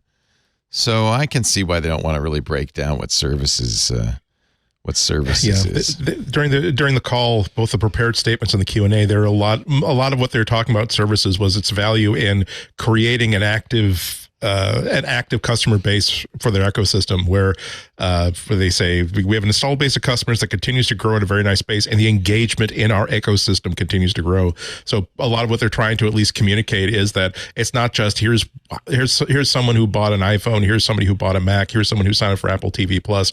It's that we have people that are not necessarily like Marvel Disney fans, but if we put a product out there, that customer is going to engage within it, not just now, but also in the future. So we are getting a lot of revenue per customer, and that's a good part of our balance sheet. If I look at your graph, by the way, we love the color charts at sixcolors.com. Thank you. Of total Apple profit. It looks a little like a calliope. There's a very pretty shade of gray. Certain cadence to it. I call it that one green because of money. It's a deep green. That's not an accident. Fourth quarter you saw that on the tree. You plucked it. You put in your pocket. Don't put your light on the current quarter they're reporting. The fourth quarter is usually the second largest or the third largest. Next quarter will be the largest. Holiday right? quarter. Always quarter. The biggest. Yeah. And most people talk, I mean, Wall Street's concerned with revenue growth and all of that. I just like calling out the total Apple profit line 23 billion schmackers. At the end of the day, let's not forget that whenever we talk about how Apple's doing, it is that they are throwing off profit so fast that they can't give it away. Like literally, they're trying to buy back stock and do dividends and get to a cash neutral position, and they still end up having tens of billions of dollars in cash still that they've got burning a hole in their pocket because they make so much profit every single quarter. Did they talk about China? $162.1 billion cash on hand. Yeah. 161 billion cash on hand. Wow.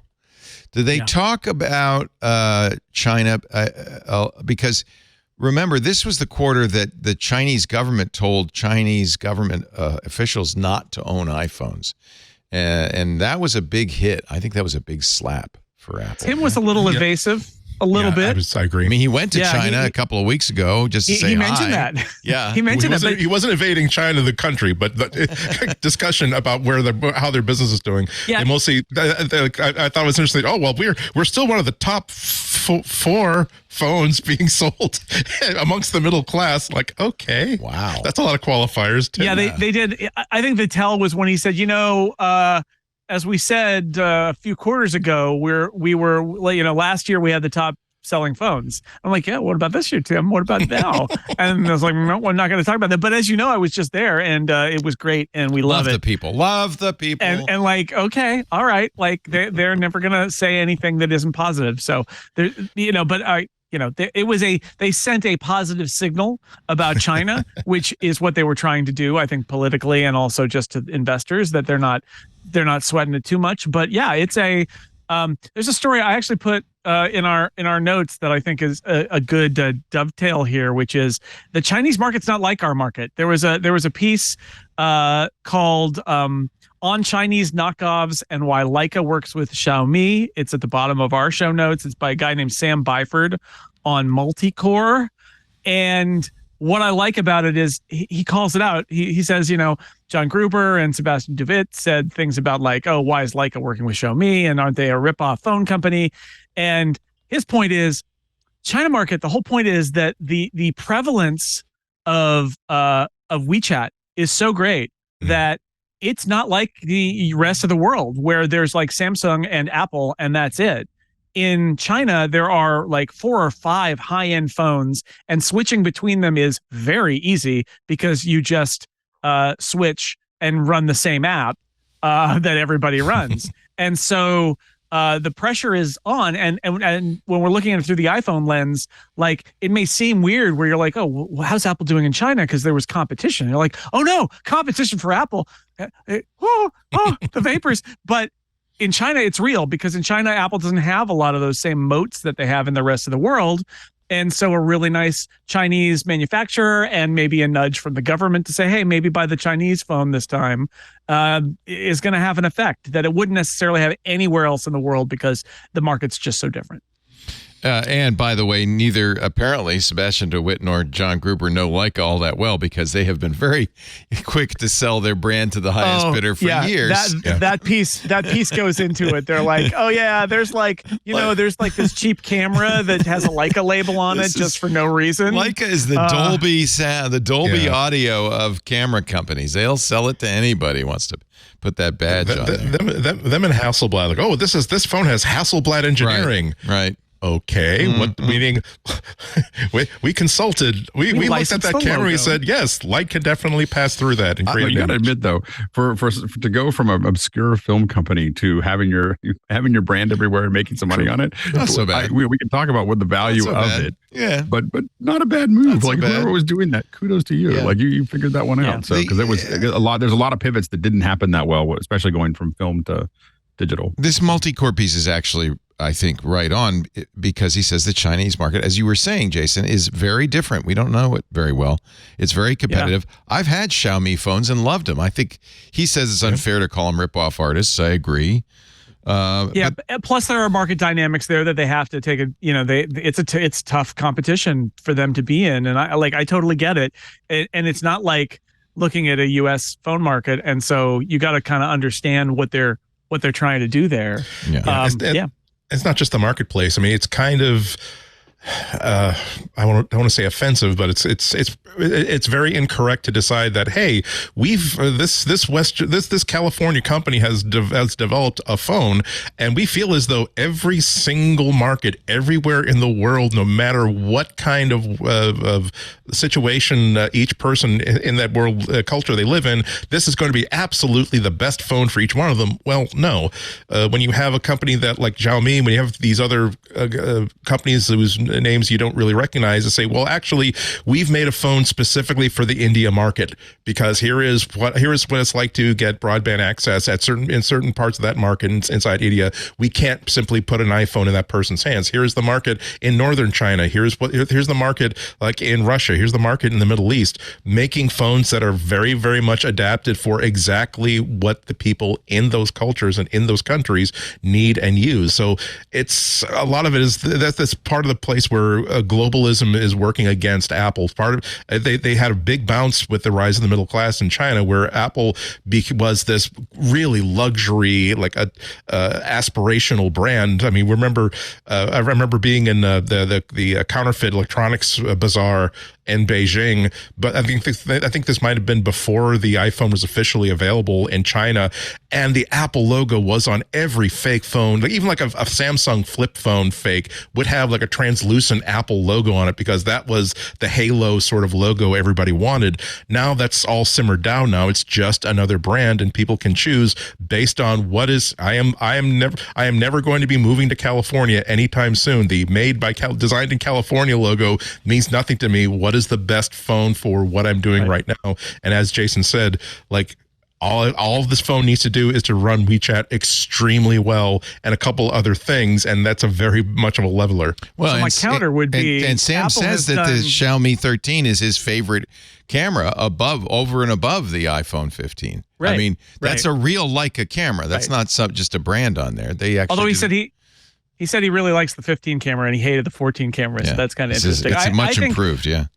I want to flip it. What Andy said is exactly right. And on the flip side of that, the fact that Apple does so well in China is kind of remarkable when you think that they are acting, essentially in that market. It is just the brand and the phones, because we talk a lot. There's a lot of criticism of Apple that ends up being, well, they've got a walled garden and they got an ecosystem and they're trapping people in, and that's why there's that argument, right? Which is like all those people are drones and they're stuck in there, and it doesn't give enough credit to the people who love Apple's products and their brands to say that they're actually prisoners. They just don't realize it yet. But drones. Apple does really well in China, where they don't have any of those games. They can't play any of those games, and they still generally do pretty well. So it's a very different market where they don't have a lot of the same advantages.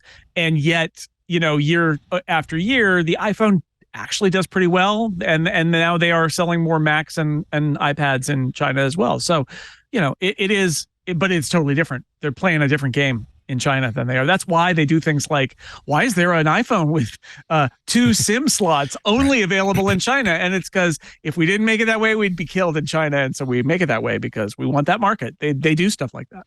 What about AI? I mean, this is an area where Google and Microsoft, OpenAI are really AI forward, and Apple doesn't have much of a story on this. This was another question that came up during the Q&A, and boy, did they waffle on this. They had nothing in that hand of cards, because they were basically saying, what is legitimate response, which is, well, it's not just because we don't have generative AI product, just because we don't have a chatbot product doesn't mean that we haven't been investing heavily in AI. You see AI in our camera, in our live voicemail product. You see AI in our personal voice. You see AI in the fall detection on the Apple Watch, things that they were calling out, but they didn't really address the fact that, yeah, but you put so many billions of dollars saying that the part of the future of the company is going to be magic goggles that let you see elves that aren't there. But a lot of people and a lot of industry and enterprise are really reacting really strongly to the ability to summarize 1,000 emails and automatically create transcriptions and action items from a voice meeting. Like, maybe this is going to be a problem in the future. And of course, they can't talk about what they're doing right now and if they've done anything to pivot, but this was one of the couple of places that was a pretty big waffle on them. Yeah, they've been pretty consistent in doing what they can with the message, because it is true they've been using machine learning stuff and features in their product for a long time, and they can lean on that, and they can lean on the creation of the neural engine. And like, it's not like Apple doesn't do stuff with machine learning models. They actually, they absolutely do, and they are scattered throughout the operating system, including the new predictive text in the latest version of iOS and macOS. But right then he gets to the end, and Tim Cook basically says, and in terms of large language models and other things like that, obviously we can't do anything for the future, but we're spending a lot of effort on that, and right, like that's all he's left with, right? Which is, and if Mark Gurman's reports are to be taken at face value, which I think he's got a really good track record. They are doing things like doing a crash program to see if they can do something like what Microsoft has done with OpenAI in Xcode, so that they can help programmers do something like Copilot. Or Copilot is now 2 years old and very mature. Siri, it's going to be really hard that's it. So that's where they got caught with their pants down, was in that kind of stuff. Not they were experimenting with ML stuff with photo analysis like 8 years ago, but they missed the boat on this part of it, and so all they can do is sort of like wave their hands at it and say, yeah, we're working on it. And that's it. And if there's any reason to see a reason for optimism here, it's that all of these, Microsoft and OpenAI and Google, they might get caught really hard by new regulations that say, hey, look, you can't use this model because it was trained with data and content that you did not have licensing to, or you didn't get permission from the rights owners to incorporate this into the AI training model. Used a data set that we know exactly every scrap of information that was in here. I'm not even to the basis of speculating here, but if I had been caught with my pants down this way, say, oh my God, why did we bet on the magic elf goggles? We should have been doing stuff with generative AI. I would be saying, well, guess what? We are going to license we're going to build a brand new model that we own, and we are going to train it only with stuff that we've licensed. We are going to anticipate whatever international regulations are going to be in place that limit how you can grow an AI model, and we're going to make sure that we don't have to start from scratch again in a year or two. And maybe that won't necessarily make up for the fact that not only do these other companies have these great systems, they've also hired away all of the best AI researchers who know that here's where we're going to get the training and the budget and the mandate to do great stuff. We're not going to get that at Apple. It might allow them to at least mitigate how far behind they've fallen. Yeah, I think it's going to be interesting. I think that their low appetite for risk is really hard here, because I think even with the other models, until ChatGPT forced the issue and Stable Diffusion and everything else forced the issue, a lot of people had a lot of these tools that were they've been working on for a decade, and they were just afraid of what was going to happen, which is what's happening, which is going to be a bunch of lawsuits.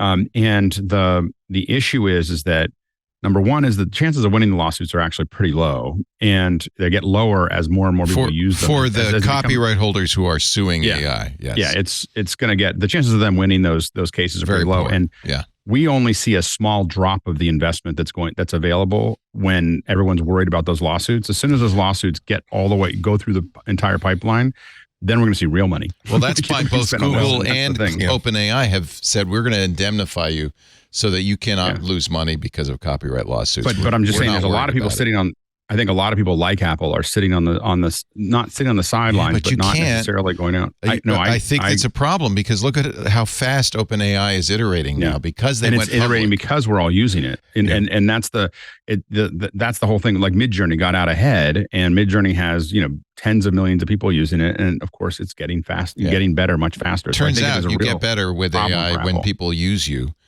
and it's impossible really. This is Apple's problem with Siri. It's impossible to do this stuff behind closed doors. You cannot get better. And not only that, but according to other reports we've seen from Gurman and elsewhere, that Siri is just foundationally really, really hard to revolutionize. That they basically have to trash and restart it. And don't we forget that they bought Siri. It wasn't developed under Apple's It was roof. an app. Yeah, it was an app that they bought. This wasn't like something that was here is a foundational technology that we are weaving into the magic of Apple everywhere. So I think you could argue they missed the voice assistant revolution. They are now missing the AI revolution. And Mark Gurman, this was a shocker. Long article on health came out November 1st. Yeah. Apple has plans to eventually maybe revolutionize healthcare. He talks about internal strife. Some employees saying we should serve healthy people. Some people say, oh, no, we should help sick people get better. You have whoever put this in put a great pull quote. I did. Yeah. Thank you. Apple Health was short quotes. That's not. I'm saying that's not a pull quote. I basically tried to pull out some of the highlights of it because then it's a very long piece. I will let you read your summary then because it was very good. I think. Basically, there's a lot of really good stuff in there, and one of the fundamental struggles that they're trying to document here is that you can make lots and lots and lots and lots of money as a tech company if you take rich, healthy people who are worried about their health and sort of sell them this magical device. That you're telling them, hey, this is a magical device that will warn you if you're about to have a heart attack. And I know that you're playing pickleball like a mad person trying to become healthy. This will show you exactly how much better your heart health is getting. Whereas there are other people more like research oriented, more medically oriented, are saying that, yeah, but the people who actually need this are people who have health problems. Can I just say, need to be insurance companies have known this for years. You make money in insurance on healthy people. You lose money on sick people. And it's very risky to do sick people because there's this whole thing called the FDA. And if somebody dies, you're in deep trouble. Right, but the FDA has and that's something that was specifically called out in this article. That and as Alex said, Apple is not necessarily really excited about taking huge risks, and the idea of saying we could really help a lot of people if we could help them manage their diabetes, if they could help them manage their blood pressure. Both of these are very, very tough problems to solve on a wearable that is not going to insert anything through your skin. However, there are technologies that could be used to, again, help people who already have hypertension that Apple is not necessarily pursuing because they want to be that conservative. They don't necessarily. They have great issues, maybe perhaps correctly, with saying this is going to help people with hypertension manage their disease. If it doesn't work perfectly or it works squirrely enough that it misleads people into thinking they're lots healthier than they actually are, that's not only a safety problem, but they will also see that as a big PR problem that they would then have to solve. This is part of the problem with the blood glucose sensor, is that you don't want to make one that is like an Abbott Dexcom continuous glucose monitor because of the liability risks. You want to make something that says, to a healthy person, hey, that made your blood sugar go up. That's a lot safer and a lot more reliable and very useful. Like, not to say it's not useful, but that's because you're healthy, Alex. They talk about Apple's health clinics that they were thinking maybe to offer to the public. The clinics would feature open spaces and clean lines of an Apple retail store, sleek equipment like the non-inflating blood pressure cuff. Apple-employed doctors there would review data collected from the company's devices, fill in the gaps. But the problem was, as an expert in this field says, there's no way any consumer or employer would ever pay what it takes Apple to run the clinics. It's probably fine for a population of young and healthy employees, but you wouldn't want to run a Medicare Advantage plan with it. It's and this is the problem. Whoever wrote, whether Mark wrote this or his co-author Drake Bennett wrote it, they quote Susan Sontag with one of Susan Sontag's best quotes, which is that we all have dual citizenship in the kingdom of the well and in the kingdom of the sick. And the problem is, and I know this because I'm right on the edge, right? It's a very different matter to do healthcare for healthy people than it is for healthcare. But I think that the other thing though is to always pay attention, and we see this. We have a problem in our society in general of not understanding accuracy versus precision. And so like when we say someone dropped 0.5% in the polls that are plus or minus 3%, like you're just kind of like, I know that doesn't mean anything. I know. So the thing is that there are but you can see trends. And the thing is that I think that when you solve, even for people who are sick, and and I'm getting older, and I have, I'm having to pay attention to more things, and I just, and the thing is that I think that what we have to understand is what can this device do that the precision is appropriate for the accuracy, that it's showing you there. And I think that that's the challenge, Apple, because when you solve precision, it can get really expensive to solve only a couple more percentages of precision. Really, really gets expensive. Well, and the poll quote is, we are not interested in post-sick healthcare. The money is in... Because there's tons of liability there. Like there's just so much liability. And there's a lot more money in those... And that has to do with... worried healthy people, those concerned rich people. But as always, you kind of have to reconcile this with a lot of the self-haloing effect that Tim Cook and others at Apple, when they talk about Apple Health, where I do believe they genuinely believe that this is one of the most important product lines, one of the most important part of Apple's mission to help people lead healthier lives. However, when they decide that they're not going to swing at the tough pitch because of the amount of risk, that's a problem. When you see that there's another one of the many revelations, or excuse me, piece of reporting, let's say, is that I've talked a lot about how, why don't they do like an Android compatible version of the Apple Watch? So this story said that it was called Project Fennel. It was nearly complete, and then one of the reasons why they dumped it was that if you gave up the watch to Android, you would dilute the value of the watch to the iPhone, unquote, said someone with knowledge of the decision.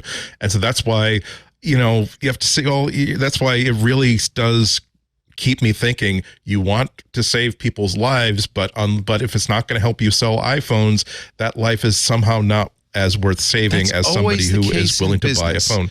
That's always, you can be altruistic, you can be Mother Teresa, but then the accountants come in and say, but you will lose your shirt. But that's fine. Yes, as CEO, you have the ability to say, you know what, we're going to take this risk. We're going to go ahead with it anyway because we think that this is way too important. No, you don't. Not in a publicly held corporation. No, you don't. With $162 billion, I think you can take that risk. This is why a brave thing is a brave thing. Okay, when you're taking a risk and doing something that is not as safe as the other thing. But the thing that always just gets up my nose is they take out this beautifully designed Apple Halo, put it on their own heads, and say that's why we're not like other companies. We have this holy mandate to make people's lives better and improve humanity. But against it, that's great. You know what you could do? That's going to cost us money. We're not interested in that. But again, look at this cool Halo we just made for ourselves. Everybody, we're your friends. We're not a $2 trillion company. That's why I get grumpy and annoyed when I will concede to you points like that. That is, I guess, possible for them to do so. But I think by now we all know that Apple is a profit-making institution and is not altruistic. The Halo, well, again, the Halo might don the Halo, but it's okay. It's okay to say point blank, unfortunately, we don't think this would be a good business decision for us in the long run. Right. You understand that we're a profit-based business, but then they don't say that. They say that we just want everybody to be happy and puppy-like and get kittens. It's called marketing, Andy. They're really good at marketing. Marketing is synonym for lies, damn lies, and goddamn lies. I agree with you. That's marketing. People criticized Mother Teresa too, by the way. Oh yeah, good point. She's been criticized a lot for not providing not providing qualities of care and focusing on the suffering of her patients rather than their health. And I'm just saying, no, this is a real hard subject to be in. If even Mother Teresa really kind of gets it in the end, so I get what Apple's doing. Look, Andy got to the nub of it. He really did. That Apple doesn't like bad publicity. And this is the danger of them wading into healthcare is like, how do you do it? And you can see where they're like, maybe we'll just stay away from that. And yeah, it's a great article. Highly recommend you read it because it's good job, Mark Gurman, once again. And again, two authors on the story, but very, very good. Yeah. Points for quoting Susan Sontag. It's also worth it for the backstory of like, here's what it was like when they were developing this, when they're getting ready for the first one. That blood pressure and glucose monitor was something they wanted to have at launch, and they simply decided that it's just not. We can't market this as a health watch. We have to market this as a lifestyle watch, given the technology that we have. Right. Yeah. A couple of quickies before we get ready for our picks of the week. The $5 least expensive version of Apple Music, the Siri-based voice plan, is no more. Do you know anybody who bought it? It was a very strange, even when we talked about it at the beginning, I thought this is a weird product. Boy, that if anything, that demonstrated exactly how, I don't want to use the word desperate, I want to use a more positive version of that, where how they're willing to go to try anything to get market share and take it away from Spotify. And if the only way they could get a price tier that was substantially cheaper than Spotify without ads was we're going to create this really weird one, and hopefully there'll be some uptake on it. That's what they're at least going to try it. No, I mean, Amazon did the same thing. The idea here is not, I think it's more, how do I get people to use a HomePod if it doesn't support, right? Like if they are Spotify users, how do we do that? And the answer is you sell them a cheap plan that just does Apple Music on the HomePod, and you control your voice by that. And Amazon tried this too, and it was stupid for the Amazon Echo too. It's a dumb idea. The idea that there'll be this weird bifurcation. It feels to me like this was sold by the music licensors, right? Like they're like, oh, we'll cut you a deal for a little voice or whatever for your fancy voice assistants, because it can't be stolen. Clearly a product nobody wants. Like I know that somebody out there's like, but I want it. Like, you're the one special person. When I saw the announcement, nobody wants this. I forgot that it even existed. I know. When it came up, I was like, oh right. Hey, let me ask you, Alex, about the new Logic Pro and Final Cut Pro updated for M3. Any points you want to make about it? Exciting. More of the same. It's Logic now does 32-bit recording and 32-bit float, which is a big deal. And they've got a mastering mode out at the end of the process that is nice, that will get your final output to be decent. Nicer. Yeah. So I mean, and the upgrade. I think that the big news is always that the upgrade was free. Cost $0. Free. Yeah. So I mean, I think that a lot of us bought these apps a long time ago. I bought Final Cut. I bought the new Final Cut the day it was released, and Logic probably a week after that. And I have not paid for an upgrade since. And they are great applications that do a lot of great work. And I think that the Final Cut Summit is going on right now down in San Jose, and I think we're going to be talking about it on Friday or Thursday on office hours. But Bill Davis jumped in and talked a little bit to us today about it, and huge focus by Apple on the iPad. Yeah. So Apple, there's a lot of look at what we're doing on the iPad, and look how great the iPad is. Yes, they released Final Cut and Logic for the iPad, and are updating the iPad versions for the first time. Yeah. So that's a huge focus. They've obviously realized that there's a lot of social folks that are using their application, and they're really focusing on making sure that those tools are guided towards them. Credit to the folks who do Asahi Linux. This is a Linux designed for Apple Silicon, and they thought they had a problem because when you update your Mac using Asahi Linux to Sonoma, or you install Asahi Linux after a Sonoma upgrade, there's a bug. And you can get a black screen. The device boots to a black screen. You have to do a DFU. But it turns out it wasn't Asahi Linux that was causing the problem. Asahi said, as far as we could tell, all users who upgraded to Sonoma the normal way have an out-of-date or even broken system recovery OS. In particular, MacBook Pro 14 and 16 owners are vulnerable to ending up with a completely unbootable system. This is if you use a non-standard, I think, refresh rate on your monitor. Apple has it occurs if a display is configured to refresh rate other than ProMotion. The other bug is Sonoma using a previously installed version of System Recovery, which obviously will cause a problem when the recovery. Asahi Linux has fixed their installer, and they've noted this for Apple. I presume Apple has fixed it or will fix it. We haven't heard yet. Asahi says, we do not understand how Apple managed to release an OS update that when upgraded to normally leaves machines unbootable if their display refresh rate is not the default. This seems to have been an oversight. Yes, it is. So just a note. And I will look forward to running Linux on my new ridiculously fast computer.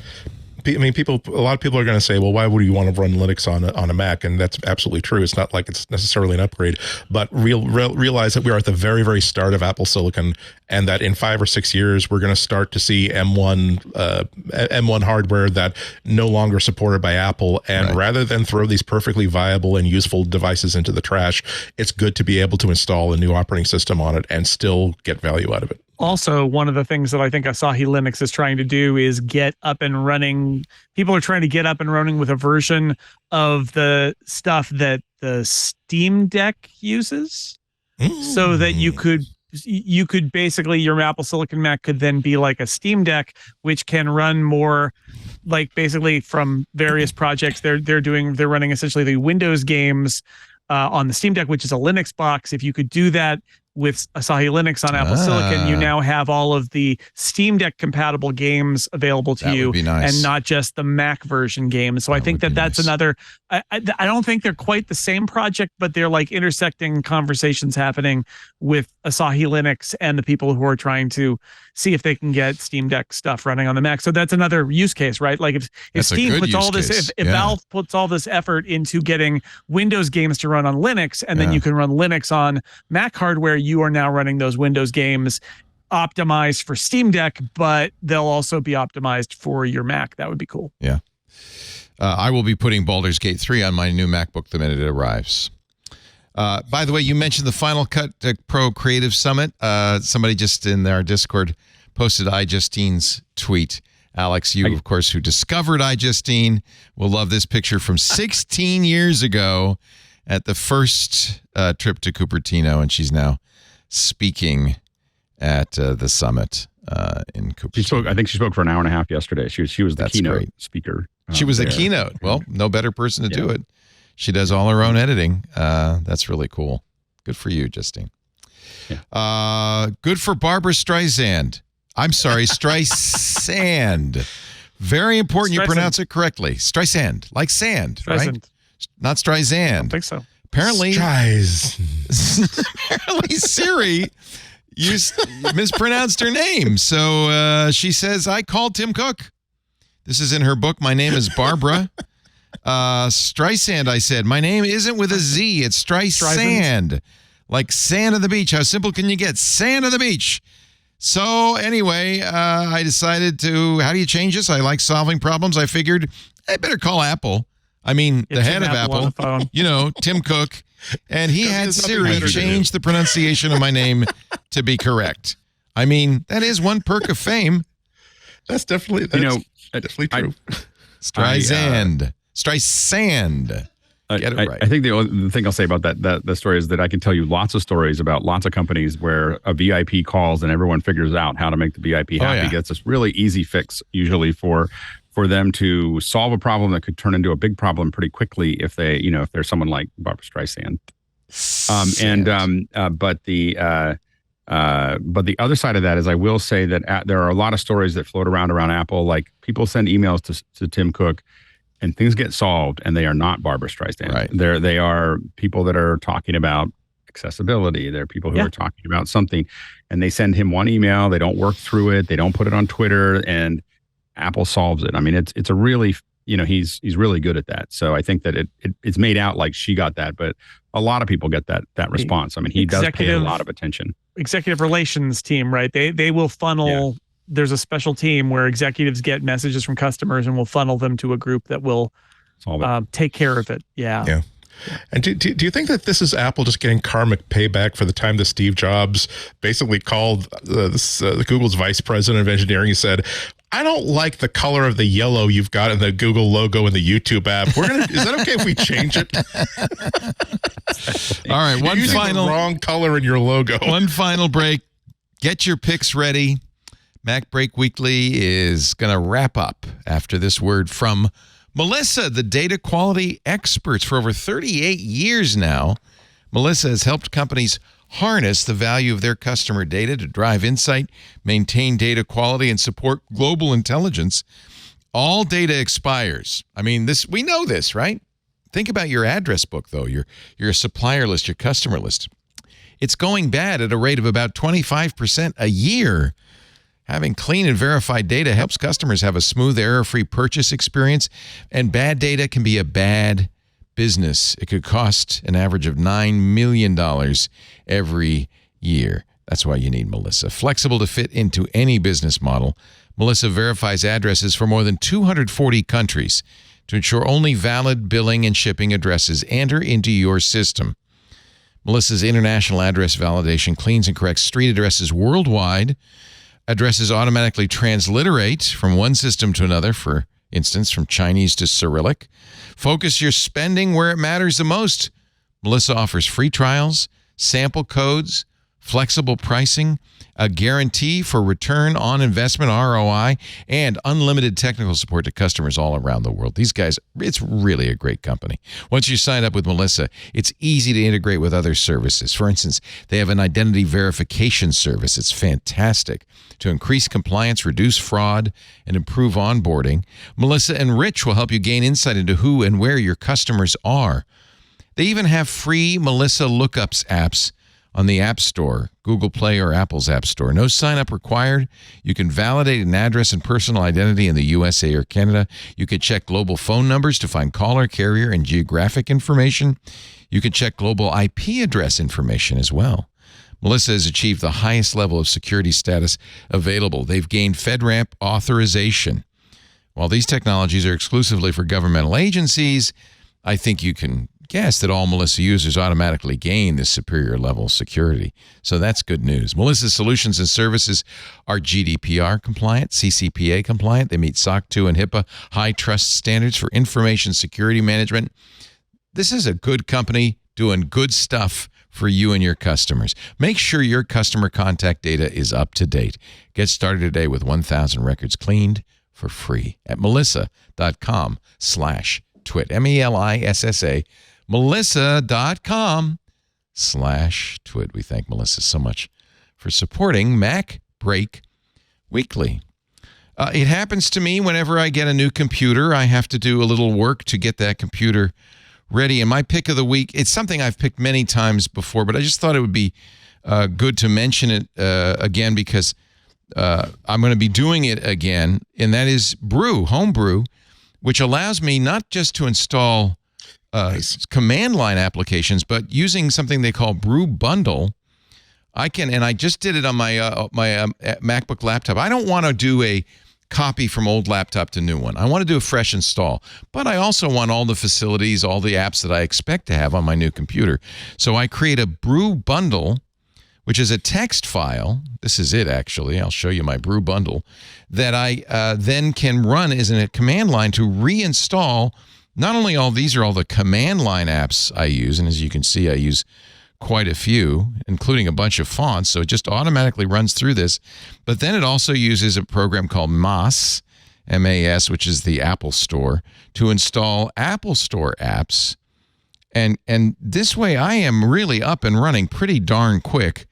I have a whole script that I can run to get my system up to date and ready to use as quickly as possible. I also have a few other things I do, and I put together this script. I also will point out a really nice little script I learned from Stefan Judas, who has a very, I think, I've come along to appreciate it, good way of keeping things clean. For instance, he doesn't have the browser downloaded to a downloads folder, but into the temp folder where it's periodically automatically cleaned out, screenshots too.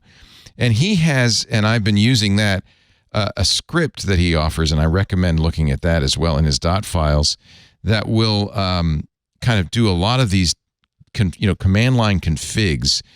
I've modified it somewhat to work better for what I need, but things like automatically hiding and showing the dock, or showing battery time on a laptop, changing caps lock, key repeat, and all of those things. And this is, again, it's a command line. So with just a few command lines, I'm able to get my my new computer up and running pretty quickly. I reminded myself that this is probably something I should tell people about one more time. I did a couple of Hands on Mac episodes about Brew, but homebrew.sh, if you've never used it, probably anybody who uses a Mac is aware of Homebrew. But if you haven't used it, it's, oops, this is wrong, not homebrew.sh, brew.sh. I shouldn't have said, it's called Homebrew, but it's brew.sh for the website. The missing package manager for Mac OS. There are other package managers. Think has been around for a really long time. I used that for years. There are some others, but I think Homebrew is the one I prefer and use, and makes it a lot easier for me to get everything up and running instantly, especially with that Brew bundle, which is a third-party add-on to Homebrew. My pick of the week, brew.sh. Oh, it's free. Mr. Jason Snell, pick of the week. I'm going to do this one with Andy because he and I both have the exact same idea, which is that this week, the excellent developers at Rogue Amoeba came up with a new version of Audio Hijack, which is an essential tool for, especially for us podcasters, but anybody who does audio on their Mac. And it's pretty simple. It is a beta feature, they're calling it. It's a transcription block using Whisper. You can drop it into Audio Hijack and basically point it at where you want it to put the transcript, and then you press record, and what you're recording is also transcribed by OpenAI Whisper to a text file. So it could be any audio on your system, or if you're recording a podcast, it could literally be the audio that you're recording for your podcast, and then out the other end comes text from Whisper. They're still tweaking it. It's beta. There's some things. I gave them some feedback. There's some things that, like, I think the window of audio that they're using is a little short, and they need to widen it a little bit for better context. But like, it's really good. And all you do is drag in the transcript block and to your existing Audio Hijack sessions, and you get a transcript. Yeah, absolutely. For people who aren't familiar with Audio Hijack, it's one of the best engineered pieces of software I have ever used, not just for audio, but just in general. No matter what you want to do involving audio, you can build a solution for this, because it's just like Lego blocks that connect together. So for instance, if all you want to do is, I want to record from my microphone to an MP3 file. Okay, take a block that is your microphone. You can choose the microphone. Take a block that is record whatever comes into this, and they automatically connect together, and boom, you're done. And if you say, oh, geez, the electric space heater is making a hum, I want the hum to be removed, take the block that says remove a background hum, put it in between the microphone and the recorder, and you do that. I've got, when I record my podcast, they look complicated, this window full of these like intervening like little pipelines and things, but they're really, really simple to put together. And like I said, no matter what you want to do with involving audio, you can build a solution for this just in like maybe less than a minute. And what makes this so brilliant is that now all every week I'm in charge of recording the entire podcast that I do about Google with Florence Ion on Relay FM. And so to transcribe all of our audio for a transcription that we can put on the site, all I had to do was take this new transcription block, drag it between these two parts of the thing, and suddenly I get a file of this wonderful thing. And this is something I use a lot. Every time there's like a live keynote, I'm not joking. I always have like my Android phone, like actually just like poised next to whatever speaker I'm using it with, because the speech to text transcription that's built into my Pixel phone is impeccable and wonderful, because, you know, I can't be scribbling down notes from start to finish, trying to get every single detail down. It's much easier if I take broad notes. I simply, when did he say this? Where did he say that? And I have it. But now I can simply say, okay, YouTube, connect to that live stream, connected to this transcription block. Give me the transcription. Now, and Jason is very, very right. It's beta. It's not super great. It's disappointing because the screenshots that they use make it look, oh my goodness, it's such a tidy and beautiful format thing. All I get is this one, like a ketchup, like the lid flew off the ketchup bottle while you're trying to shake out a little bit.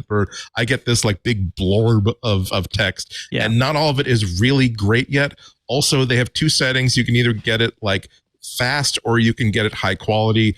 The high quality really takes a lot longer to process. Unless even you have on, an M3 like, M1 Max. Jason my probably said M1 Ultra, it's okay, but like on But again, it's beta, and it's not like you're paying a monthly subscription for Whisper or per transcription. Like, nope, you bought Audio 5, you already own Audio Hijack. Great, thank you very much for being a customer. Install this update now and transcribe your butt off. Nice, and it's only going to get better. So nice. It's very cool. Yeah, they're very good at improving. I've been a customer since like 1 point something. I think it was probably Jason that I actually am friends with one of the chief developers, and I wasn't like a big user of Audio Hijack until like a little bit later. But it's just been a really, you feel so good for supporting software that's of this high quality that is supported this well. Yeah, you can literally do anything you want with it. Back in Macworld, we had a recording setup where I wanted the less technical people in terms of audio to be able to come in and record something, just sit down and record. And like, believe it or not, that's actually really hard when you've got multiple microphones and what's different tracks and how you're going to do it. And it was literally, we set up an Audio Hijack thing that was just like microphone 1 recording, microphone 2 record, like all the microphones just went and recorded. And it meant that there was like a big red button, and there's literally a big red button in Audio Hijack, and you press the big red button to record. Like, so it's just so much easier than anything else out there. And you can make these incredibly complex chains if you want to. So yeah, it's great. And now it transcribes too. Just that's really add it cool. in, throw it in. It's thrilling that they're staying up to date with it like that. That's really great. Yeah. Rogueamoeba.com. If you can figure out how to spell Rogue Amoeba, you're halfway there. A very 1990s software company name. That's the reason why I love this company. Yeah, it really is. We had no idea we'd be this successful and we'd still be in business in 20 or 30 years. I think they bought a few. I think they bought a bunch of the domains that are common misspellings of it just because. Yeah. Rug Amoeba. Rug Amoeba, sure. Rug Amiga. Mr. Alex Lindsay, your pick of the week to wrap things up. And by the way, with Hijack, you do all those records. And you go, oh, by the way, I would like to compress them all together and stream them to Shoutcast, and you just add 2 more little nodes, and then you're done. And put them on YouTube and all of those things. And yes, they do have audiohijack.com. By the way, I just checked. They do. So okay, you don't have to spell amoeba if you don't want to. Yeah. The only thing I'll add to that is just buy the bundle with Loopback. So like just get the 2 of them together. I use Loopback a lot more than Audio Hijack. And actually it's connected to my recommendation. So we're showing this off in office hours tomorrow, and we started it last week. So this is the Korg Nano Controller 2. And what I just want it. I don't know what it does, but I want it. Oh my gosh, it's so great. What is it? So this is a MIDI controller. So what we're in the process of, a lot of us, I know you'd be surprised, but I have a pretty complex audio pipeline that goes through this whole thing. And one of the big problems I have is it's been a little bit like it's a little quirky, and I've got like some hardware pulled together. And Chris Fenwick, who's in office hours a lot, he built this thing with the Sound Desk, which is another app, Sound Desk, as well as, and then have the Nano controller control the Sound Desk, loop, manage all of the pipelines with Loopback. And so we went through part 1, which was an hour last Wednesday, to talk about how all that stuff got done. But we're going to talk about how we tie this into Sound Desk. And what it lets you do is have a hardware interface, and you might have a bunch of things. You have your mic, you have your playback, you have another computer, you have other inputs going into your computer over Dante or over anything, any individual device. You could have, for instance, YouTube, Chrome, being one of those things that you can go up and down on. And so the idea is that you can map all those out, and now you have a hardware interface that you can make it run. And all you got to do is attach it to things in Sound Desk or any other app that handles MIDI controllers. And so this little MIDI controller, I think it's like $70. It's not very expensive. And it just gives you sliders for things that are in MIDI. And you can use them with anything that takes a MIDI control. And again, I kind of went from, I don't know what I would need this for, to I don't know how I was operating without this up, and and so so that's, we're going to be talking a lot about it tomorrow. But it's become, I'm in this process of building 3D models of all these pieces, because I got to build my control desk, and this is part of this nano controller is part of my control system that I'm now built printing 3D parts for. kind of remap what I'm doing. And Leo has something. Apparently, I own the original version of this. I didn't even know it. Exactly. They've fancied it up a little bit. This is ancient, but I think it does basically the same thing, right? A lot of the same things. Yeah, absolutely. Yeah. And super useful. Like there's something like people say, oh, I can do it in software, but there is something about having an analog, like I can reach over and push something up and pull it back down again. That is super valuable. And so, and then again, we use this with SoundDesk and Loopback. And so, but it's pretty powerful. John went back is this in our museum somewhere? Or is this actually in production? Jason used it. Jason uses it. Producing our TD for Tech News Today. When he was producing. For a soundboard. It was a soundboard for Tech News Today before the Stream Decks came out. So yeah, I mean, it's a control surface that could do all sorts of stuff. Yeah, that's hysterical. I just wish it had, that T-bar control that like people I love my consoles used to fade in and feed out. Yeah. It has that really great feeling to it, counterbalance to it. You think you'd use that T-bar all the time. I bought controllers with a T-bar, and you think you're going to use it all the time, and then then you just hit the auto button. So you just go, ooh, yeah. Look at that. I just say, I'll have a half second transition. Alex, I should have been clear. I don't need any of this. I just want something to fiddle with on the side of my desk. It doesn't even have to be hooked up to anything. I want Baby's Busy Box only for video and audio processing. That's what this is, isn't it? It's a busy box. The key is that if you're going to use the T-bar, what you really need is just a T-bar, just a T-bar. So that every once in a while you can just, when you feel like you're getting a little tired, you can just grab onto it and go. Also, if you get mad at somebody, you pretend you're firing up the Death Star main weapon. No, that's what the whole thing. Exactly. That was a switcher, by the way. Like that's what they used for that. Yeah, that's one of my favorite pieces of Star Wars trivia was that they used that for like the first Star Wars movie, and then like 2 years, then when we came to get the new Death Star, they used the newest version of that same console for the new Death Star. Like, take $50 out of petty cash and go out to lunch. I call it the Jerry Todd button because everybody should have a Jerry Todd button, right? That Chrome is a little bit off. Let me just change that to a little bit more cyan. Who doesn't want that console in front of them? Who does not want that console? He reaches over and and now let's take a look at the weather across Mountain View on the East Coast. I love the Jerry Todd 58 degrees. If you've never seen Second City TV, SCTV, you've missed one of the great shows of all, comedy sketch shows of all time. Mr. Alex Lindsay has his own comedy sketch show. He calls it Sabado Gigantico. What is coming up on officehours.global? Now, we have, again, we're doing, the big thing is that we're talking about this nano controller, which will change. If you watch there's a short overview on our YouTube channel. Yeah. And if you go to Office Hours Global on YouTube, you'll see Chris walking through it in 10 minutes. Then we spend an hour talking about the first half of that. And tomorrow we're going to spend another hour talking about the other half of that. And so that's that everything you'd ever want to know about the nano control. Well, it's not just a nano controller. It's the entire was interesting. Pipeline. Anatomy of a commercial. I like this. Yeah, there's always good stuff here. I tell you, we're starting to do. We're between spaces, right? So we're using a different hardware system to run the show. We switched over about a week ago, and so we're ringing out the new system. And so we're not having external guests right now, and we're kind of doing these labs. They're much more informal. Nice. So this is one of these labs that we're doing. Bill Davis did a breakdown of a couple commercials that he's worked on in the past, and really talked about what it takes to put those together. So we're kind of slowing down a little bit and just kind of for the next couple months, because we have to move the old system. The mirror is working right now, and then we're moving the new one, the old one, to a new place, and that's what we're working on at the moment. And so, and then on Thursday we're going to talk about the summit. So Bill's breaking down all the things about the summit that are, coming up, that he saw there. Like, what did we see? Where none of us got to go. How fun! So anyway, so that'll be a bit of a breakdown. So anyway, so that's what we're working on. Officehours.global. You can join the Zoom call. There's information about, getting an invite to that at the website, or you can watch the videos after the fact, officehours.global. And if you want to hire Alex, his day job, putting this all together for you, my friend, 090.media.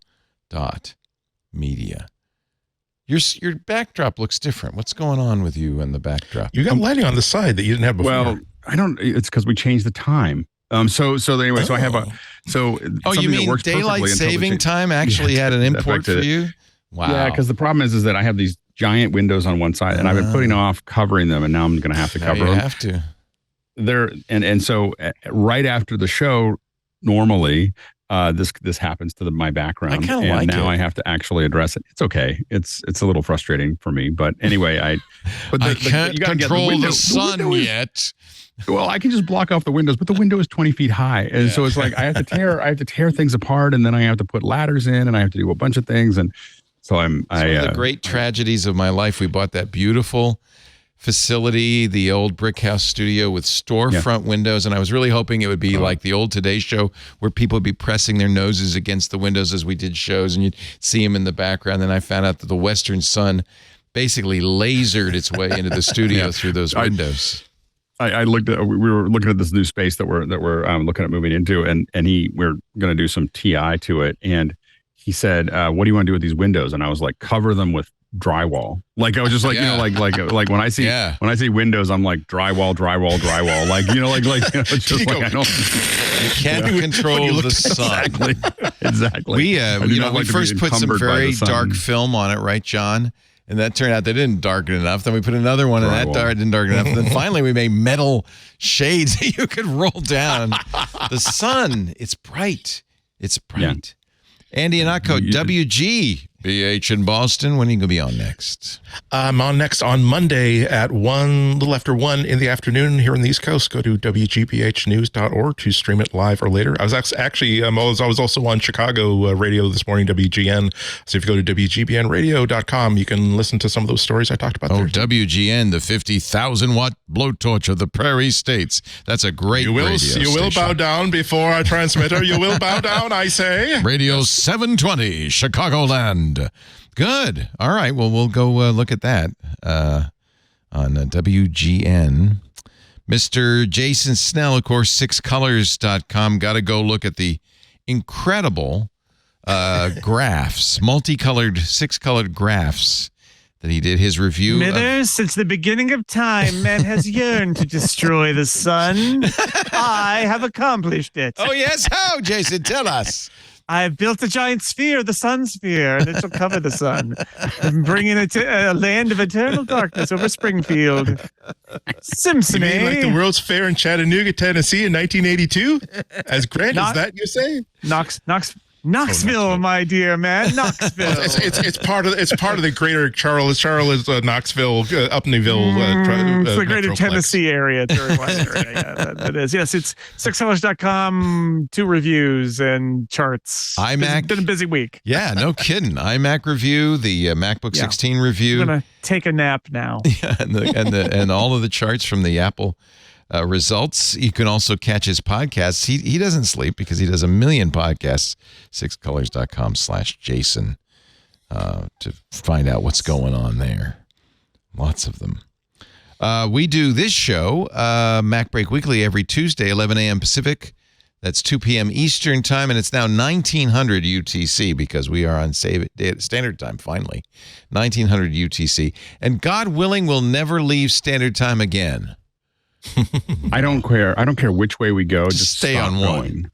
Like I literally don't care. I don't care. I just want the time to stop. Well, we should all celebrate. We apparently, because of what happened on Sunday, that must mean we saved daylight savings. That was the whole point, to save daylight savings time. We put in our time.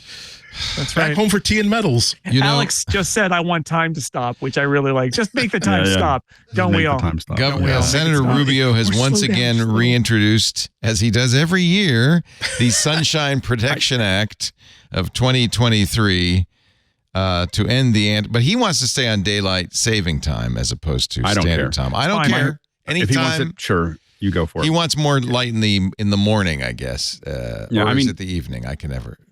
I think we need to start, a lot of people try to put their representatives on. This is an election year and people, they're out there stumping. Take your iPhone out or your Android out and walk up to them and ask them what they think about ending the time, the daylight savings or daylight, like ending the switch. I think we need to get them all on record because I view it at this point as an intelligence test. Like if they say, "Oh, I want to keep it," I don't think they're smart enough to run Congress. Like it's not a matter of. There might be a few more important issues on the table, Alex. But okay.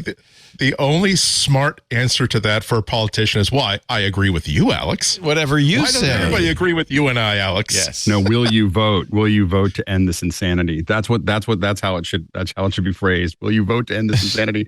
All I want to know is how you're going to vote. We're going to get it on camera. You may rest assured, Alex, that I will vote in the best interests of my constituents and the great Commonwealth of Massachusetts. Every single time, Alex. I'm going to put a stamp on it. And only your contribution to my reelection campaign can assure that I'm there voting for your interests, Alex Lindsay. Will you become part of my freedom, liberty, it's not even my interest. It's literally not my interest. It's my judgment of your ability to manage problems. It is like I called like this morning, America Test Kitchen. My favorite thing is American Test. I watch a lot of it, and they did an omelet this morning, or I watched the video of an omelet this morning that I literally called into question my ability to watch their show again. It was like, that's an abomination. A bad omelet. Unless they agree to hold back the giant day ball, you cannot. They cannot count on your. Yeah, no. You can watch us live. Do it live. At least for the time being, we're going to shut down the live stream for non-club members at the end of the year. But from now, you can still watch it at live.twit.tv if you're watching live. You can also watch in our chat in our IRC, which also is being shut down at the end of the year, irc.twit.tv, or in the Club Twit Discord. You might say, well, what can I do? I don't want things to shut down. You can join Club Twit. That's what you can do. $7 a month. You get ad-free versions of all the shows because we don't need to advertise to you. You're helping us out. You also get shows we don't put out anywhere else. You also get access to the Discord, which is a great place to hang, and bonus content we don't put anywhere else. It is, frankly, our last bulwark against failing ad sales. We just found out we are short $500,000 next year. This needs to be made up by our club. Now, I understand if you can't afford it, and I know, we're all used to the free internet and, just like free TV, ad supported, but the ads just aren't there. So if you would like to keep us going, please go to twit.tv/clubtwit. I think you'll think it's a good deal. And I hope you will join. Thank you. After the fact, we still do offer this show for free, ad-supported. As long as the good Lord willing, the creeks don't rise, at twit.tv/MBW. There's a YouTube channel dedicated to MacBreak Weekly. You can watch the video there. Of course, subscribing is the best thing you can do. That's one reason we're shutting down the live streams is people who watch live don't subscribe. So please subscribe. You'll get MacBreak Weekly automatically. You can watch or listen anytime you want. I think it's a great way to do the show. So please subscribe and become one of our regulars. Thank you for joining us. Now, I'm sorry to say it's time to get back to work because break time is over. Bye-bye. It's midweek, and you really want to know even more about the world of technology. So you should check out Tech News Weekly, the show where we talk to and about the people making and breaking the tech news. It's the biggest news. We talk with the people writing the stories that you're probably reading. We also talk between ourselves about the stories that are getting us even more excited about tech news this week. So if you're excited, well, then join us. Head to twit.tv/TNW to subscribe.